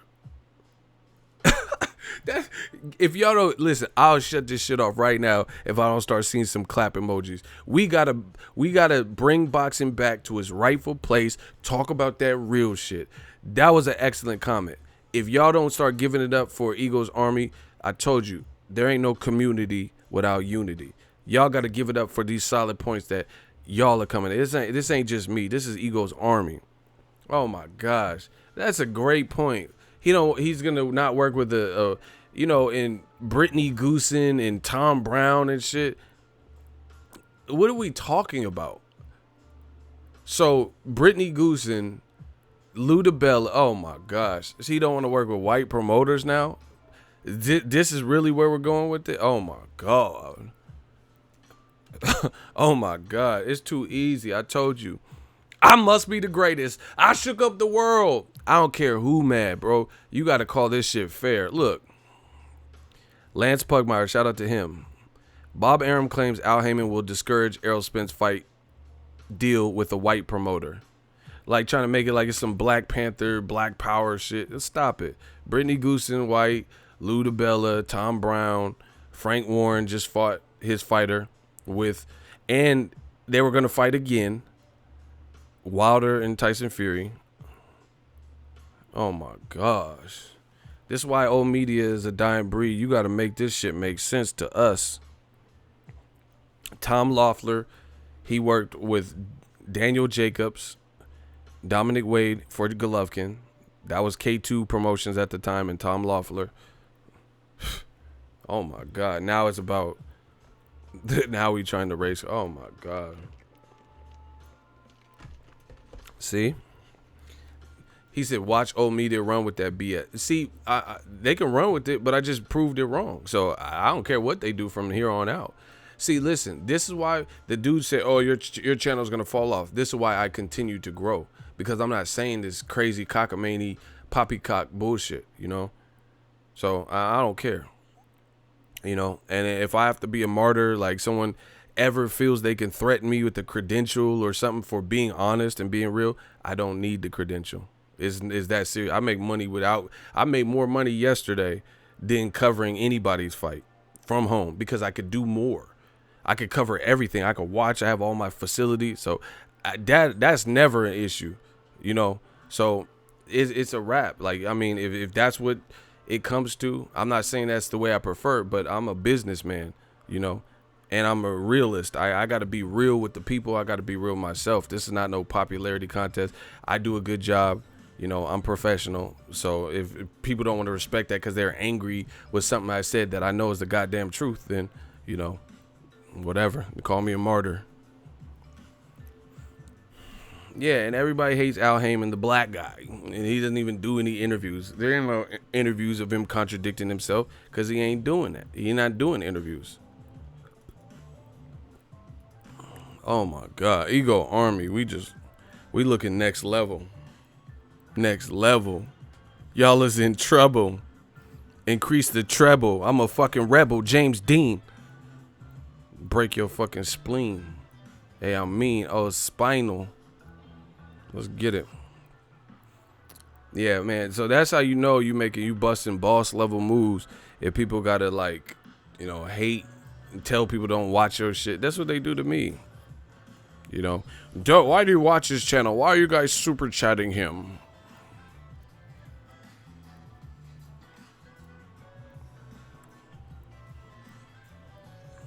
Al Heyman is a legend. That's what I'm saying. Like, listen, I'm willing to hear different points of perspective, but you notice ain't nobody coming up with no perspective that makes more sense than what we talking about. Smash the like button. New media, digital mob. We got this game. Look, his name is Jamala Charlo. You know, name, weird, stupid ass name calling. We not worried about that. Shout out to Big Time. We in the big leagues now. Happy Easter. $10 super chat. Too much heat being spit for me not to contribute. I mean, it's just easy. I appreciate you. Happy Easter, everybody. It's just too easy to not see. Like, see, new media, we don't come with these weak ass straw man arguments. Like, when I tell you that there's an issue, like where black fighters are being put through the ringer, you know, the elite names, I could show you proof. What Bob Arum alluded to about, you know, Bob Arum alluding to him alluding to Al Heyman not willing to work with a white promoter. There's no basis to that. I just gave you several examples. So that's what I'm saying. We don't.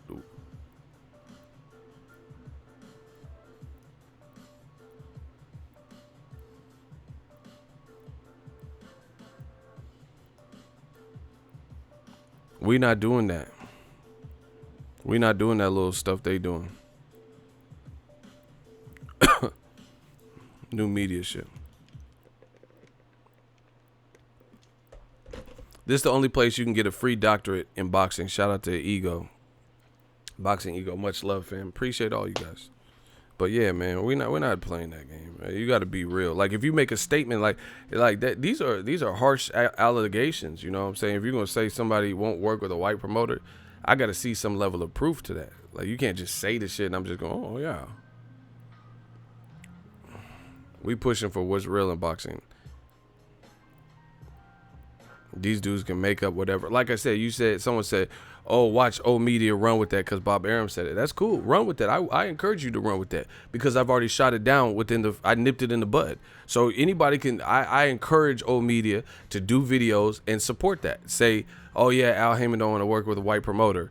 When I've already given you several examples of recent fights in recent memory where that has been proven to be false. You know, Mike Coppinger works with PBC on Fox. So if that's the game we're playing, why they give him a job? Why does Goosen have a job? None of this stuff makes sense. Stop it. You know, if it's just against the white man or whatever, stop it. That's what happens when you losing grip, when you losing like, you know, losing some of your shares and you getting like rode on with the depth of PBC. Ego, you think the turnout was big for the Bud Con event? It looked good. I heard it was like 14,000 plus. So, you know, that's good numbers. Unfortunately, black people, not only in boxing, but in the world, we have no choice but to work with white people. Yeah, I mean, that's just asinine to even allude to that. Because we're like I said, see, this is the thing. This is precisely why I do the hot seat. Because everyone has an opinion. That's great. Everyone can have an opinion. Look, everyone has an opinion, but you got to explain why you feel this way. So I want to know what this is based on. Bob Arum claims Al Heyman will discourage Errol Spence Jr. fight deal with a white promoter. So what are we basing this off of? That's what I'm saying. Everyone can have an opinion. I'm good with that. Everyone, quote, everyone knows I want the Spence fight. That's the fight everyone wants. It's the fight I want to prove. Oh, that's Crawford saying. Hold on. Bob Arum says it's inexcusable not to make fights that people want to see. Heyman's going to say, Spence, listen to me. Don't listen to the white guys. That is, damn, this is sad, bro. Heyman's going to say, Spence, listen to me. Don't listen to the white guys. Because if you listen to the white guys, they're going to steer you down the road. Listen to me, brother. We're a part of a brotherhood. Hey, he's wildin', bro. I didn't even read the whole quote like that. I just knew the basis of what he's saying. Listen to me, brother. We're part of a brotherhood. And if I'm telling you not to fight Crawford, I'm telling you not to fight. Yeah, I can't, bro. I'm not co-signing that shit, bro. See, this is what they do. You know, they try to make it like it's a black thing, like a brother thing. Like, no, bro. Yeah, man, we both like Kool-Aid. So don't listen to the crackers. Like, no, ain't nobody doing that, bro. That is not, it had nothing to do with this, bro. That don't have nothing to do with this. That's bad. That's bad that he would even try to take it there. You know, talking about, oh yeah, brother, it's a brotherhood. Ain't nobody doing that.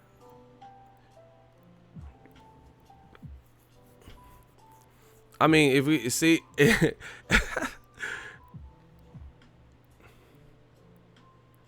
that's sad, bro. And this is the thing. Well, how did Crawford fight Felix Diaz, non-mandatory, and John Molina Jr.? How did those fights come about if it was just he wasn't willing to do that? You know what I'm saying? That's sad, bro. We got to talk about this in some depth. You know what? See, this was happening. Old media is losing grip. They're losing grip, and it's showing. It's showing. I had never seen old media in such a vulnerable position like this, because they still had some people who were like, you know, making these weak arguments, and we couldn't like all the way disprove it and stuff like that. But that why would, and see the other thing, hey, bro, we gonna talk about this in depth. See, this is what I'm talking about, people. Here's the other thing. Bob Arum got a deeper schedule than all. I mean, Al Heyman got a deeper schedule than all these motherfuckers, or a deeper roster. He got a deeper roster than all these motherfuckers. So he got more people.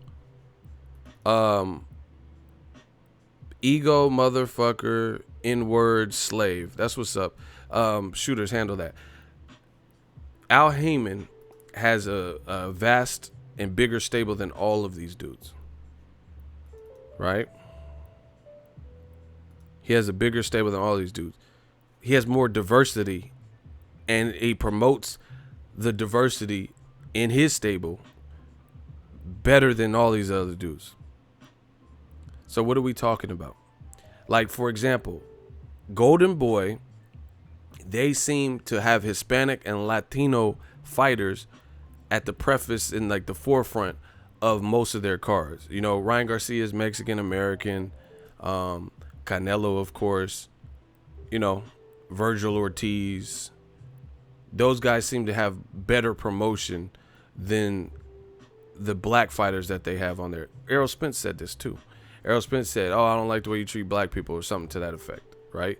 When Oscar said Top Rank, they seem to cater more to, like, in terms of, like, you know, babying Lomachenko and shit like that, more than Terence Crawford. The black fighters that have been with Terence Crawford, since we really want to talk about race, they've had to fight whoever. Tim Bradley, he had to fight Casamayor, Pacquiao fucking 3 times, right? He had to fight Diego Chavez. He had to fight Ruslan Provodnikov after he beat Pacquiao. He had to just fight whoever the fuck was there and go through hell. Like, you seen the Povetkin fight. He almost got knocked out. Crawford got to fight all these various different styles. But Lomachenko up here fighting, Corolla and Mariaga coming off of a loss. Please stop. Shakur Stevenson in 10 fights just stepped up to a guy who had way more fights than him, like on some Clarissa Shields shit. He had about 10 fights, and the other dude got 25 fights and only one loss at a championship in a championship fight. And now Bob's trying to do the race thing here. Stop. Sura 47, $5 super chat. What Aram is doing is wicked. Shout out to Eagles Army. Ardmore, $2 super chat. Bob Aram sounding damn near racist saying that shit. Yeah, man. New media. Stop it. Stop it. Stop it. Stop it.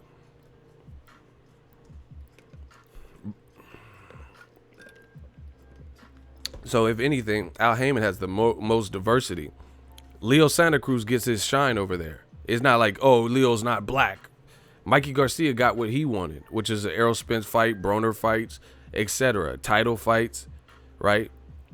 Who else is on Heyman?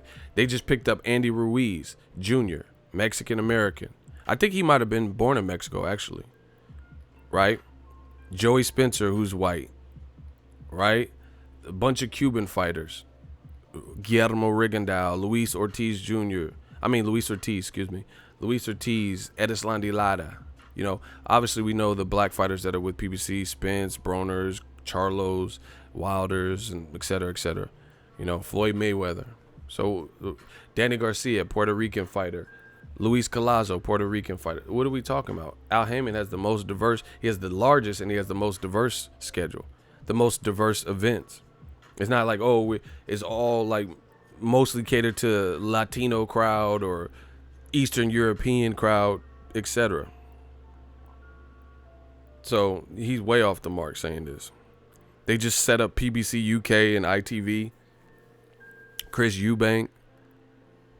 Caleb Plant getting his shine, getting a hometown fight. What are we talking about? That's what I'm saying. Caleb Plant just had his own card. You know, he was the main event with Jose Uzcategui in January, a good fight. And now he's doing a hometown Tennessee card. So what are we talking about, really? You know, anybody could get shine. Anybody can't get it. They talking about Leo Santa Cruz. He said he wants to fight Gervonta. Behind the scenes, they trying to put that together. Meanwhile, Top Rank is making these crazy accusations. Bob Aram's making crazy accusations. That was a bad look. Crazy accusations. And guess what? You're making these crazy accusations. And we can't get Mikey Garcia versus Lomachenko.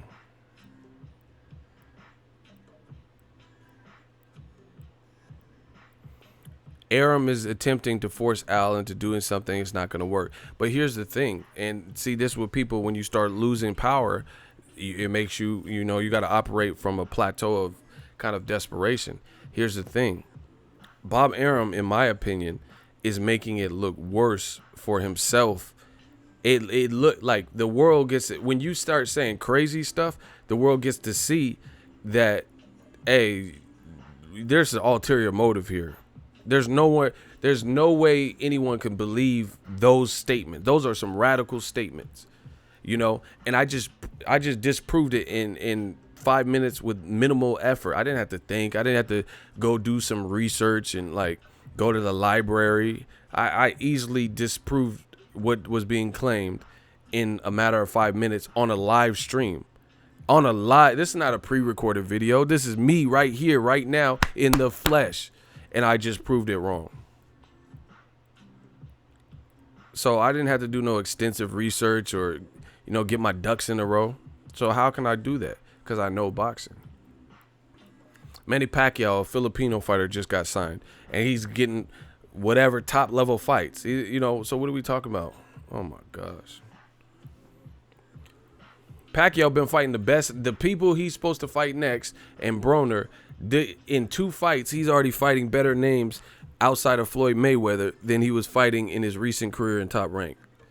Because he was fighting Brandon Rios, coming off a loss to Mike Alvarado. Once again, you see how black fighters, they got to fight people off of spectacular wins. And, you know, like I said, why is Dillian White, an Eddie Hearn fighter?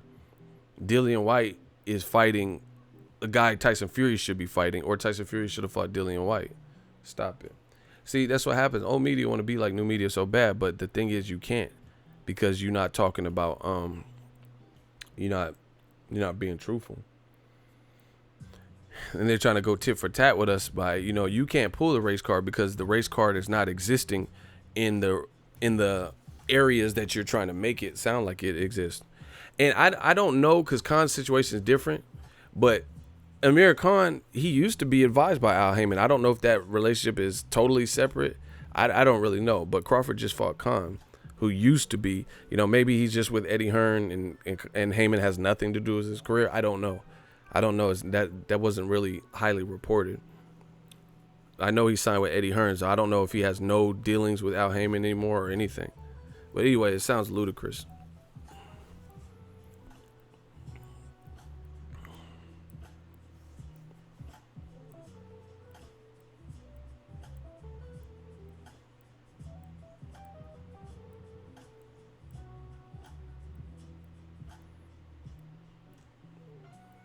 And see, this is the other thing is like from a bit. See, oftentimes when you operate from a position of desperation, oftentimes it comes back to bite you, because the simple fact is this.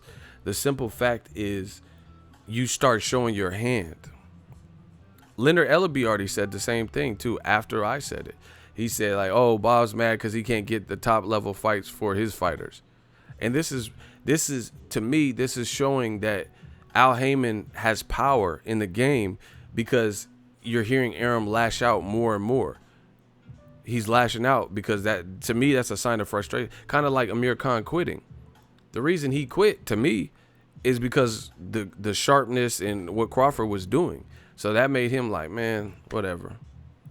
The reason Roberto Duran quit versus Sugar Ray Leonard is because he wasn't seeing him. He couldn't get into the fight. And to me, that's what Arum's not realizing, obviously, by making these comments. You're actually letting Al Heyman gain more power and do it. You guys read Robert Greene's 48 Laws of Power.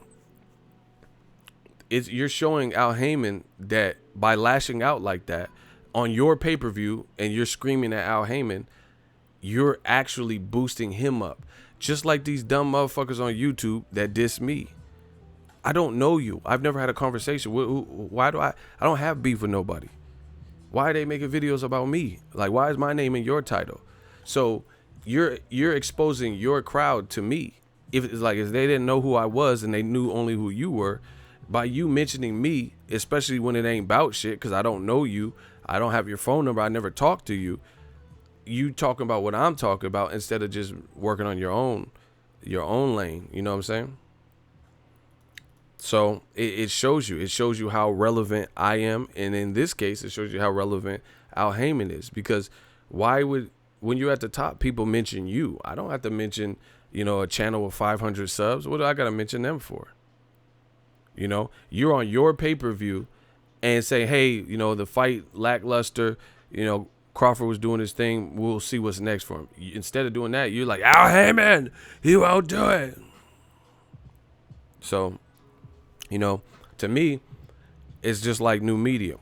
When I know I'm saying something that resonates and I get a bunch of people say, oh, you fucking son of a bitch, you're ugly and all this stuff, then I keep doing it because I know it's hurting you, because I know you have nowhere to turn to. Like, look, this dude on Twitter, this is just earlier. You get sensitive when someone comments about your ugly ass wearing sunglasses indoors. It was a low blow. Stop trying to justify it. I don't know what world you guys live in where you think a man who is hetero is offended by another man calling him ugly. Like, that don't do nothing to me. I'm not trying to impress you. Oh yeah, you're ugly, ego. They think like childish schoolyard bullying or insults do anything. That does nothing. And if anything, like I said, it shows me you have no sound argument. That's the lack of a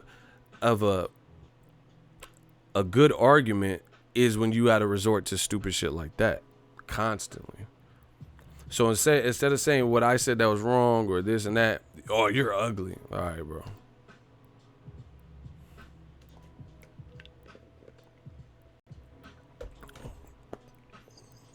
And what's worse in this Arum situation is by doing this, by doing this, he's exposing his hand, and he's creating a bigger gap between Spence and Crawford happening. So then now it really could become a Cold War. Do you get what I'm saying? If there was already this much of a Cold War by you talking shit and saying Al Heyman don't want to work with white fighters or white promoters and he's the devil and the cancer and this, now you created the gap and you put more space in it. So now that, oftentimes people do, and I'm not trying to get real philosophical, but oftentimes people do more of what's hurting them. You get what I'm saying? If you wanted Crawford to really truly get the fight, screaming on the competition on a pay-per-view and bad-mouthing them, I don't see how that bridges the gap. So people oftentimes do this. Like, if a woman is with a guy who's abusive and she won't leave because she's like, feels she's in love and she's physically being harmed and abused and stuff like that, oftentimes people get into this rut and this vicious cycle where they do more of what's hurting them. Like, oh, I'm lactose intolerant, but I love cheese. And they refuse to cut it out. So, okay, then you're going to keep breaking out in hives and keep, having to keep running to the bathroom, or your stomach hurts and IBS and stuff because you keep eating what's hurting you and you know it and you're doing it. So that's the same thing I feel with Arum. Like you want to really get the Crawford fight and that's no way to talk to somebody to bridge the gap to work with them. So you're doing more of what's going to create more distance. So you're inadvertently fucking Crawford up by speaking out like that. He's not going to get the fight now. Now, like, I'm not Al Heyman. Shout out to Compton, Hub City. I'm not Al Heyman. I don't care about none of this politic bullshit. I'll cover anybody's event. I'll cover good fighters or good fighters. Every stable has good fighters. Cool, great. But the thing is, if I'm Al Heyman, my personality, and I'm not even doing interviews or nothing, I'm not saying nothing, and then I got competition screaming on me, and I got the deepest stable, then yeah, I'm a spiteful motherfucker. So I'm definitely not giving you the Crawford fight. If I was already had my own plans and I wasn't gonna, make the Crawford fight next, I'm really not giving you, because you talking crazy. That's who I am. Like that one of the things is great, like with this YouTube, I had a lot of people that doubted like that it could become an amount to something. So you could imagine how I feel now that I made a little something out of this YouTube game. All the people that doubt me, man, I'm not helping nobody like that. When you was like trying to scare me off into not doing it and had no faith in me, and now you want help? Nah. That's just who I am. So, to each his own, but I don't see how this is benefiting Crawford by the promoter pretty much creating more of a gap by constantly trying to publicly bully or ruin or, call for a boycott. The other thing people have to understand, new media is around.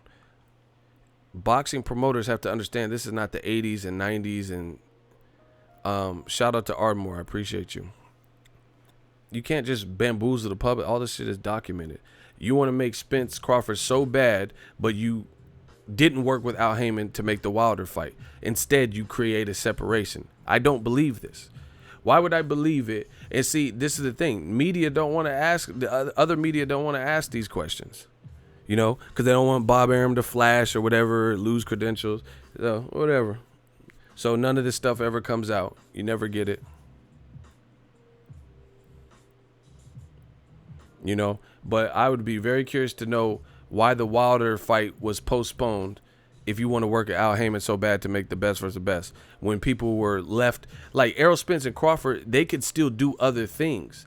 Like Errol Spence, I want to see more from him. I want to see more from Crawford. They're both skilled, I know that much, but I could still see them fight other competition. Wilder Fury engaged in combat for 12 rounds, had a build-up, and everybody it crescendoed with the 12th round, left everyone on a cliffhanger. I need closure to that. We did not get closure because of Top Rank and ESPN. So Why before the Spence and Crawford ain't never fought. They had a couple, run-ins and fights and stuff where they're going back and forth. That's cool. Wilder and Fury actually fought and left us on a cliffhanger about who's better. And then Bob Arum, why didn't you work with Al Heyman on that?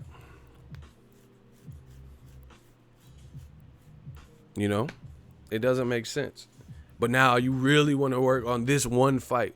Or, like I said before, why is it Errol Spence or nothing?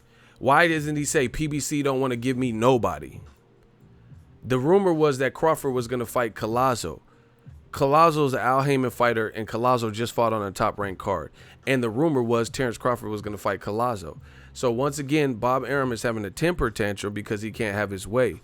Because he has to just work with the John Molinas, Felix Diaz, Luis Collazo, or whoever Al Heyman will give up. And he's not in control. He's not the puppeteer. He's not the Geppetto. That's what this is. He doesn't have the deep welterweight stable. He doesn't know what he's going to do with Crawford next that's going to make money.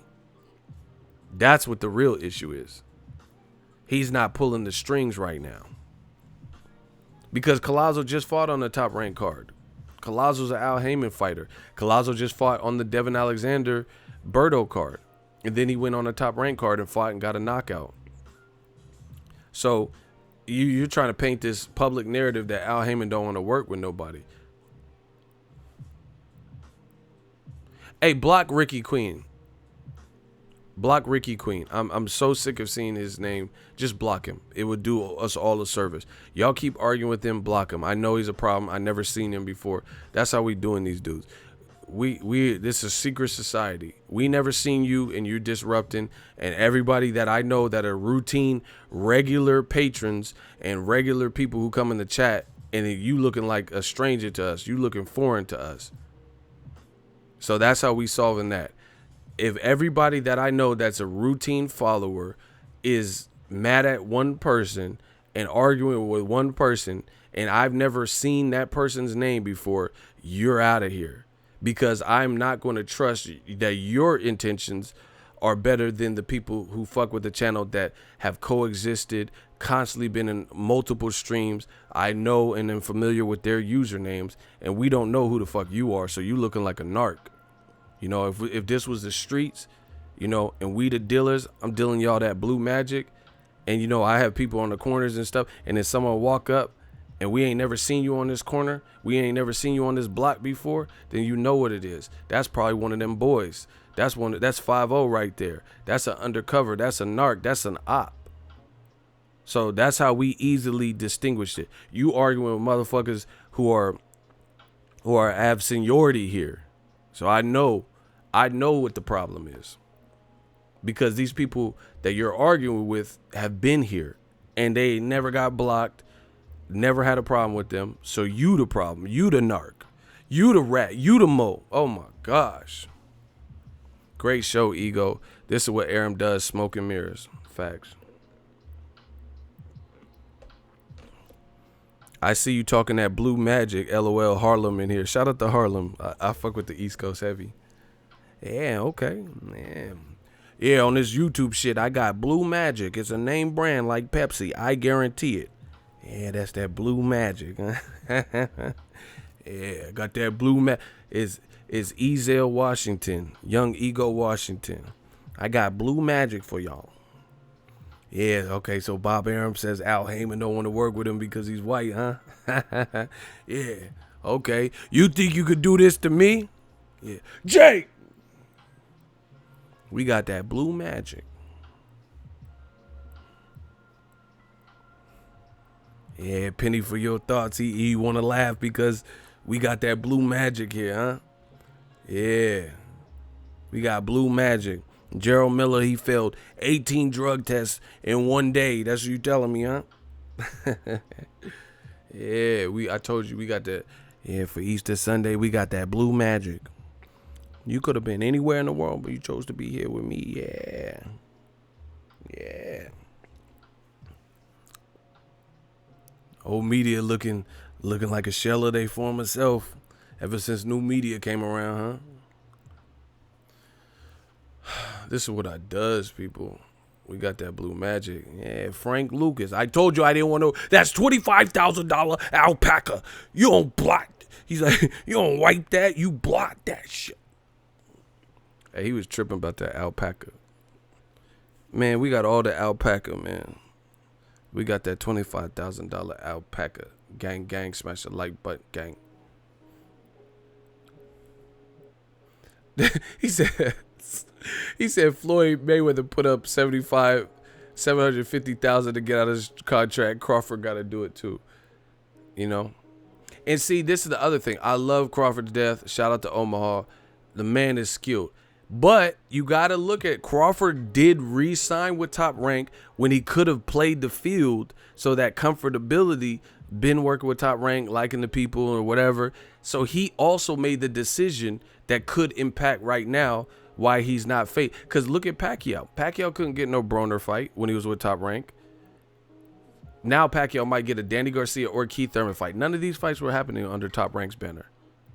So, you know, people want to say, oh, Spence-Crawford. But Crawford had an opportunity to do like Dillian White, at least play the field and see what PBC's talking about, see what, you know, DAZN's talking about, see what blah, blah, blah, Top Rank is talking about. Joseph Parker's doing it. These fighters are getting smarter. Joseph Parker's looking at his options. Triple G, hey, no, guys, ain't Mike. You know, he's doing it. He's seen what ESPN was talking about, PBC and DAZN, made DAZN his home.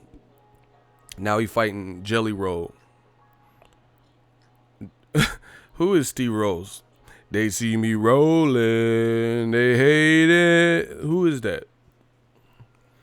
Man, y'all don't know shit. They see me rolling with Triple G. When they get me right nerd, like.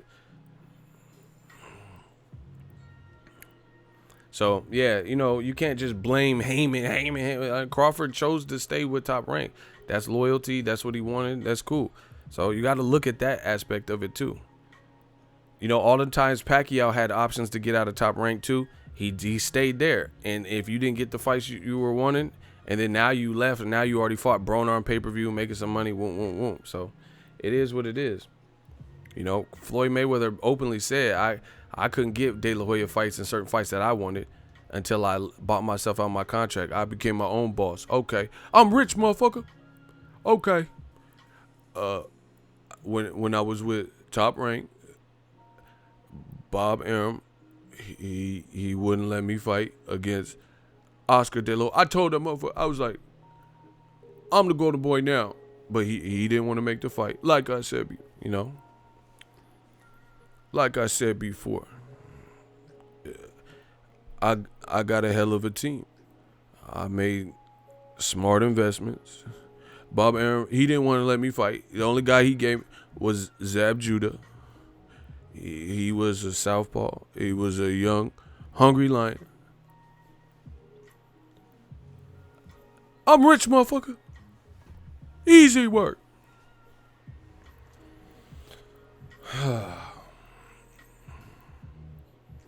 Bro, your impersonation are on point. Appreciate you. Yeah, man. Bob Arum is wilding with this. Period. Anyway, I said my piece. I got to go to Home Depot. I got to return some stuff. We renovating and demonstrating. Happy Easter to everybody. Hope you guys enjoyed the show. More on this topic. Yeah, it is. LJ, she's from Australia. And I don't have any problems with anybody who are from Australia. She like to eat kangaroo meat. Okay. Shout out to L from Australia. I see y'all. I don't know why you put the Ray Charles. I ain't blind.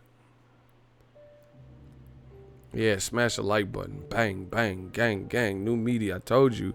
We only getting bigger. We only getting stronger. Believe in it. Death Row East. Believe in that. Kennedy Linder. We've been telling these people the same shit. He said absolutely Crawford sealed his own fate. That's what I'm saying. So you have to look at it. You can't. People just want to blame the black guy. Al Heyman is, the black channel. Why would Al Heyman not make this? The black channel. Why would Heyman not? See, Bob Arum been playing this game for a while, banking off of emotion because he knows boxing fans are fucking emotional. So he's banking on the need and necessity for the fight because it is a good fight, just like Pacquiao Mayweather, and he's using the fans' emotions, trying to use them against them. You know, because listen, Crawford versus Spence is a legendary fight. They both are good, but it doesn't mean it's the end all be. Listen, I know what I'm saying is true. How come Bob Arum is only he doesn't want to make Wilder Fury? He's not making certain in-house fights like Teofimo versus Lomachenko next. Lomachenko's coming back in September. Why is he not fighting Teofimo?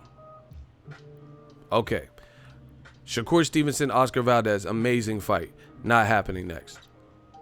Better Biev and Vodstick. Vodstick just fought some guy named Gumbo or some shit.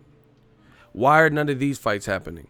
But you want to blame another promoter when your in-house fights that could happen, you're not even making some of those.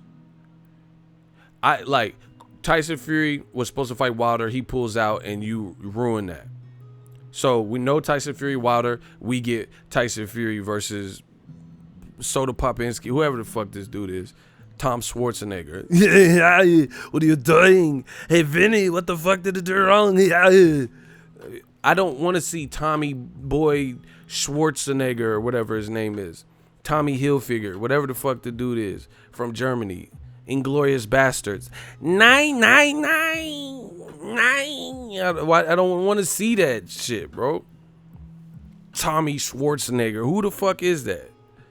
I gotta watch Tyson Fury versus Arnold's son and shit. The one he had with the maid because he was cheating on. Yeah, Maria Shriver. What are you doing? I fucked the maid. I don't want to see this dumb shit. Get to the chopper. I don't want to see this goofy ass shit, bro.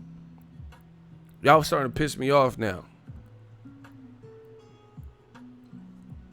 These, you know, what does that do for the heavyweight division? Meanwhile, Dillian White's fighting a guy who's on top rank, Oscar Rivas, who at least just knocked out Brian Jennings. And the best reason for why that fight didn't happen with Tyson Fury and Oscar Rivas was because Tyson Fury's trainer, Ben Davison, said we don't want to fight a short guy. So now we got to all suffer through not Wilder Fury, not Wilder Dillian, I mean, not Tyson Fury 2. God damn. Not Wilder Fury 2. Tyson Fury versus Dillian White. Tyson Fury versus Oscar Rivas. We got to watch Tommy Schwarzenegger from Germany. Yeah, I'm from Austria. What are you doing? We got to watch this goofy shit instead of a better fight. And Dillian White fighting the guy that Tyson Fury could have fought and would have been better. Who's your daddy? And what did... Hey, Dillian, you son of a bitch. That was the buffest handshake in cinematic history. When Carl Weathers and Arnold walked up, Arnold was... Hey, what are you doing? They was arm wrestling in midair, no table. And the motherfuckers, you guys are too buff. Motherfuckers' shirt was stretched to the max. Yeah. Hey, Dylan, what are you doing? What the fuck? Hell nah, bro. Buff ass fucking handshake, man. I'm the realest out. You already know what it is. Ain't nobody trying to see this Tom Schwartz goofy shit being real. So that's why nobody believes this stuff anymore. This old media narratives and stuff. You gotta come better, bro. Man, I told you that was an extra buff ass handshake. Yeah, get to the chopper. What are you? Yeah. Like, why y'all doing all this? I'll slap the shit out of one of my boys if they shook my hand like that in public or anywhere. You know what I'm saying? Went to a barbecue. Hey, what's up, T? Yeah. Like, if you don't let my hand go, buff ass, commando looking ass. That LJ fighter, them emojis is on point. Them emojis on point. Bill Duke was tripping when they seen Carl Weathers, when he seen Carl Weathers get killed. Ah! Jack and Jill went up the hill. The vegetable water. I'ma have me some fun. Ah! Hey, Bill Duke should have, that distraught role, he should have got an Oscar for that. Cause that motherfucker was running. Jack and Jill, to get some water.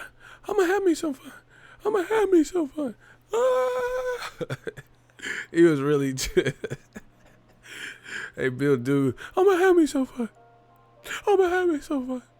He was really wilding in that scene, bro. See, y'all new booty fucking weirdos, y'all don't know the classics like Predator. Yeah. What the fuck are you?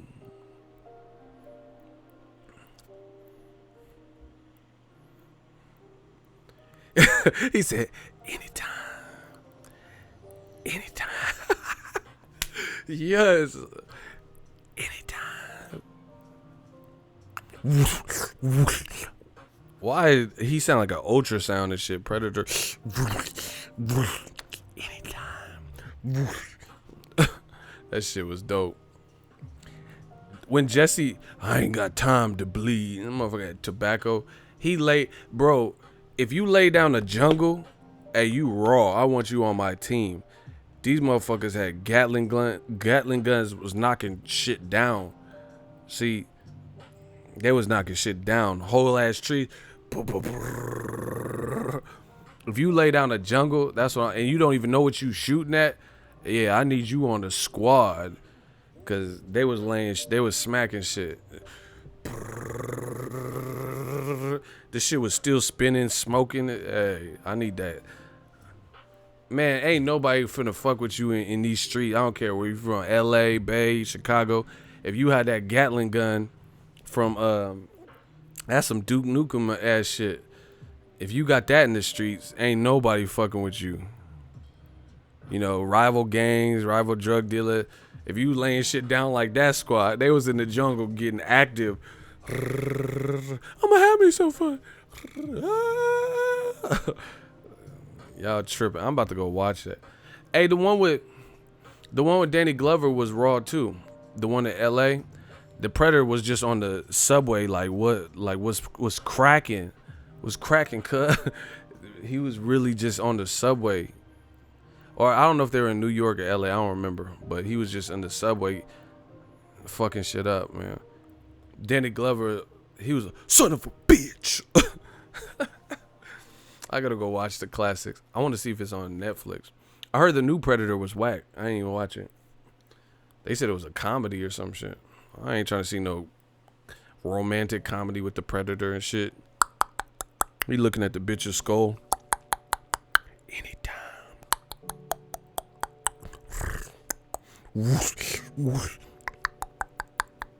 Anytime. I don't want to see no fucking Predator comedy. What the fuck? Y'all got me fucked up. Yeah. The Notebook 2 starring the Predator. I don't see no dread-headed love story. Fuck up out of here. And I'm from the Bay too. There's a lot of motherfuckers with dreads. I don't want to see no romantic comedy with no dreadhead. Anytime. He said the new one was whack. That's what I'm saying, bro. Khan tried to pull off a Montel Griffin victory. Yeah, he was trying to get him DQ'd and failed miserably. Great performance by Bud, pound for pound #1. See, that's what I'm saying. Like, once again, new media. Shout out to my dude D Bevel from Vegas. New media keeps prevailing. Now you see why I had Crawford #1 pound for pound. He made somebody who has showed heart throughout his career. Been hurt versus Maidana. Been hurt versus, I think he fought to get Willie Lineman or Lineman or some lineman, some shit. He been hurt by Danny and still was trying to fight. Canelo laid him out, so he was just done after that. But Bradis Prescott, Julio Diaz dropped him. Samuel Vargas dropped him. He continued and won some of those fights and got through it. Crawford, based on his skill set, made he made us see a side of Khan we hadn't seen, which is him ever lacking heart. And I think this is going to be a hard loss to bounce back from, because Khan, in his heart of all hearts, he didn't want no more. You know, in my opinion. He could say whatever he wants, but you know how you felt in there. And you know that you were like, the fight was taken out of you. So, you know, this is the thing. Is this what people have to live with? You have to live with your decisions. And, you know, you can. That's why I get on this mic. I'm confident in looking at the man in the mirror, because I know I'm not out here selling my soul, you know, doing some fuckery, doing some cooning to, you know, appease someone, or, you know, make this a circus. So I'm good. I hit the record button, then hit the stop button. I go about my life. I don't feel a type of way. But when you lie to yourself, that's the worst person to lie to. That's the worst person to lie to. Lying to yourself, because that don't get you nowhere. It just makes you delusional and deluded when you lie to yourself and try to convince yourself otherwise, as opposed to be like, damn, he got me, you know. I don't want to. I didn't want to continue. So that's something he's going to have to overcome. People can argue for, oh, it's low, he did. We've seen fighters fight on through more gruesome shit. And you mean to tell me that ends a pay-per-view? He didn't want no more. He was trying to get a DQ, or like he maybe didn't know what round it was, because, you know, if it happens before like the 4th round, it could, you know, they don't have enough data, so it could be like it wouldn't have went to the scorecards before 4.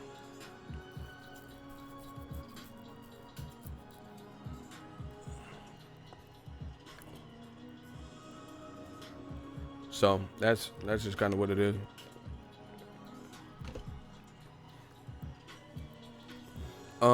Yeah, I really feel like Khan just, he got the fight, took it from him. Again, new media. This is why I have Crawford up there, because he's able to produce performances like that. Lomachenko, I ain't never seen Lomachenko do that. Like, either we didn't know enough about the opponent. I mean, like, look at it. The guys he no-mossed, we didn't even know enough about them. Like we know about Khan. We have literally witnessed Amir Khan battle through adversity as much as he could. And show heart. We've always seen the heart. That's one of the things that people give credit to Khan for. And then he got the fight. His spirit was broken after that. Lomachenko ain't did that. Like, he ain't no-moss somebody that he wasn't supposed to no-moss. You know. I guess you could say Rigondeaux. But again, look at that. Rigondeaux had to move up 2 weight classes to produce that. Khan was a little bit bigger than Crawford, if anything. We talking about different shit. Anyway, I got to get to Home Depot. You know, we just renovating and demonstrating and regulating. Shout out to Warren G. Rest in peace, Nate Dogg. West Coast shit. We working.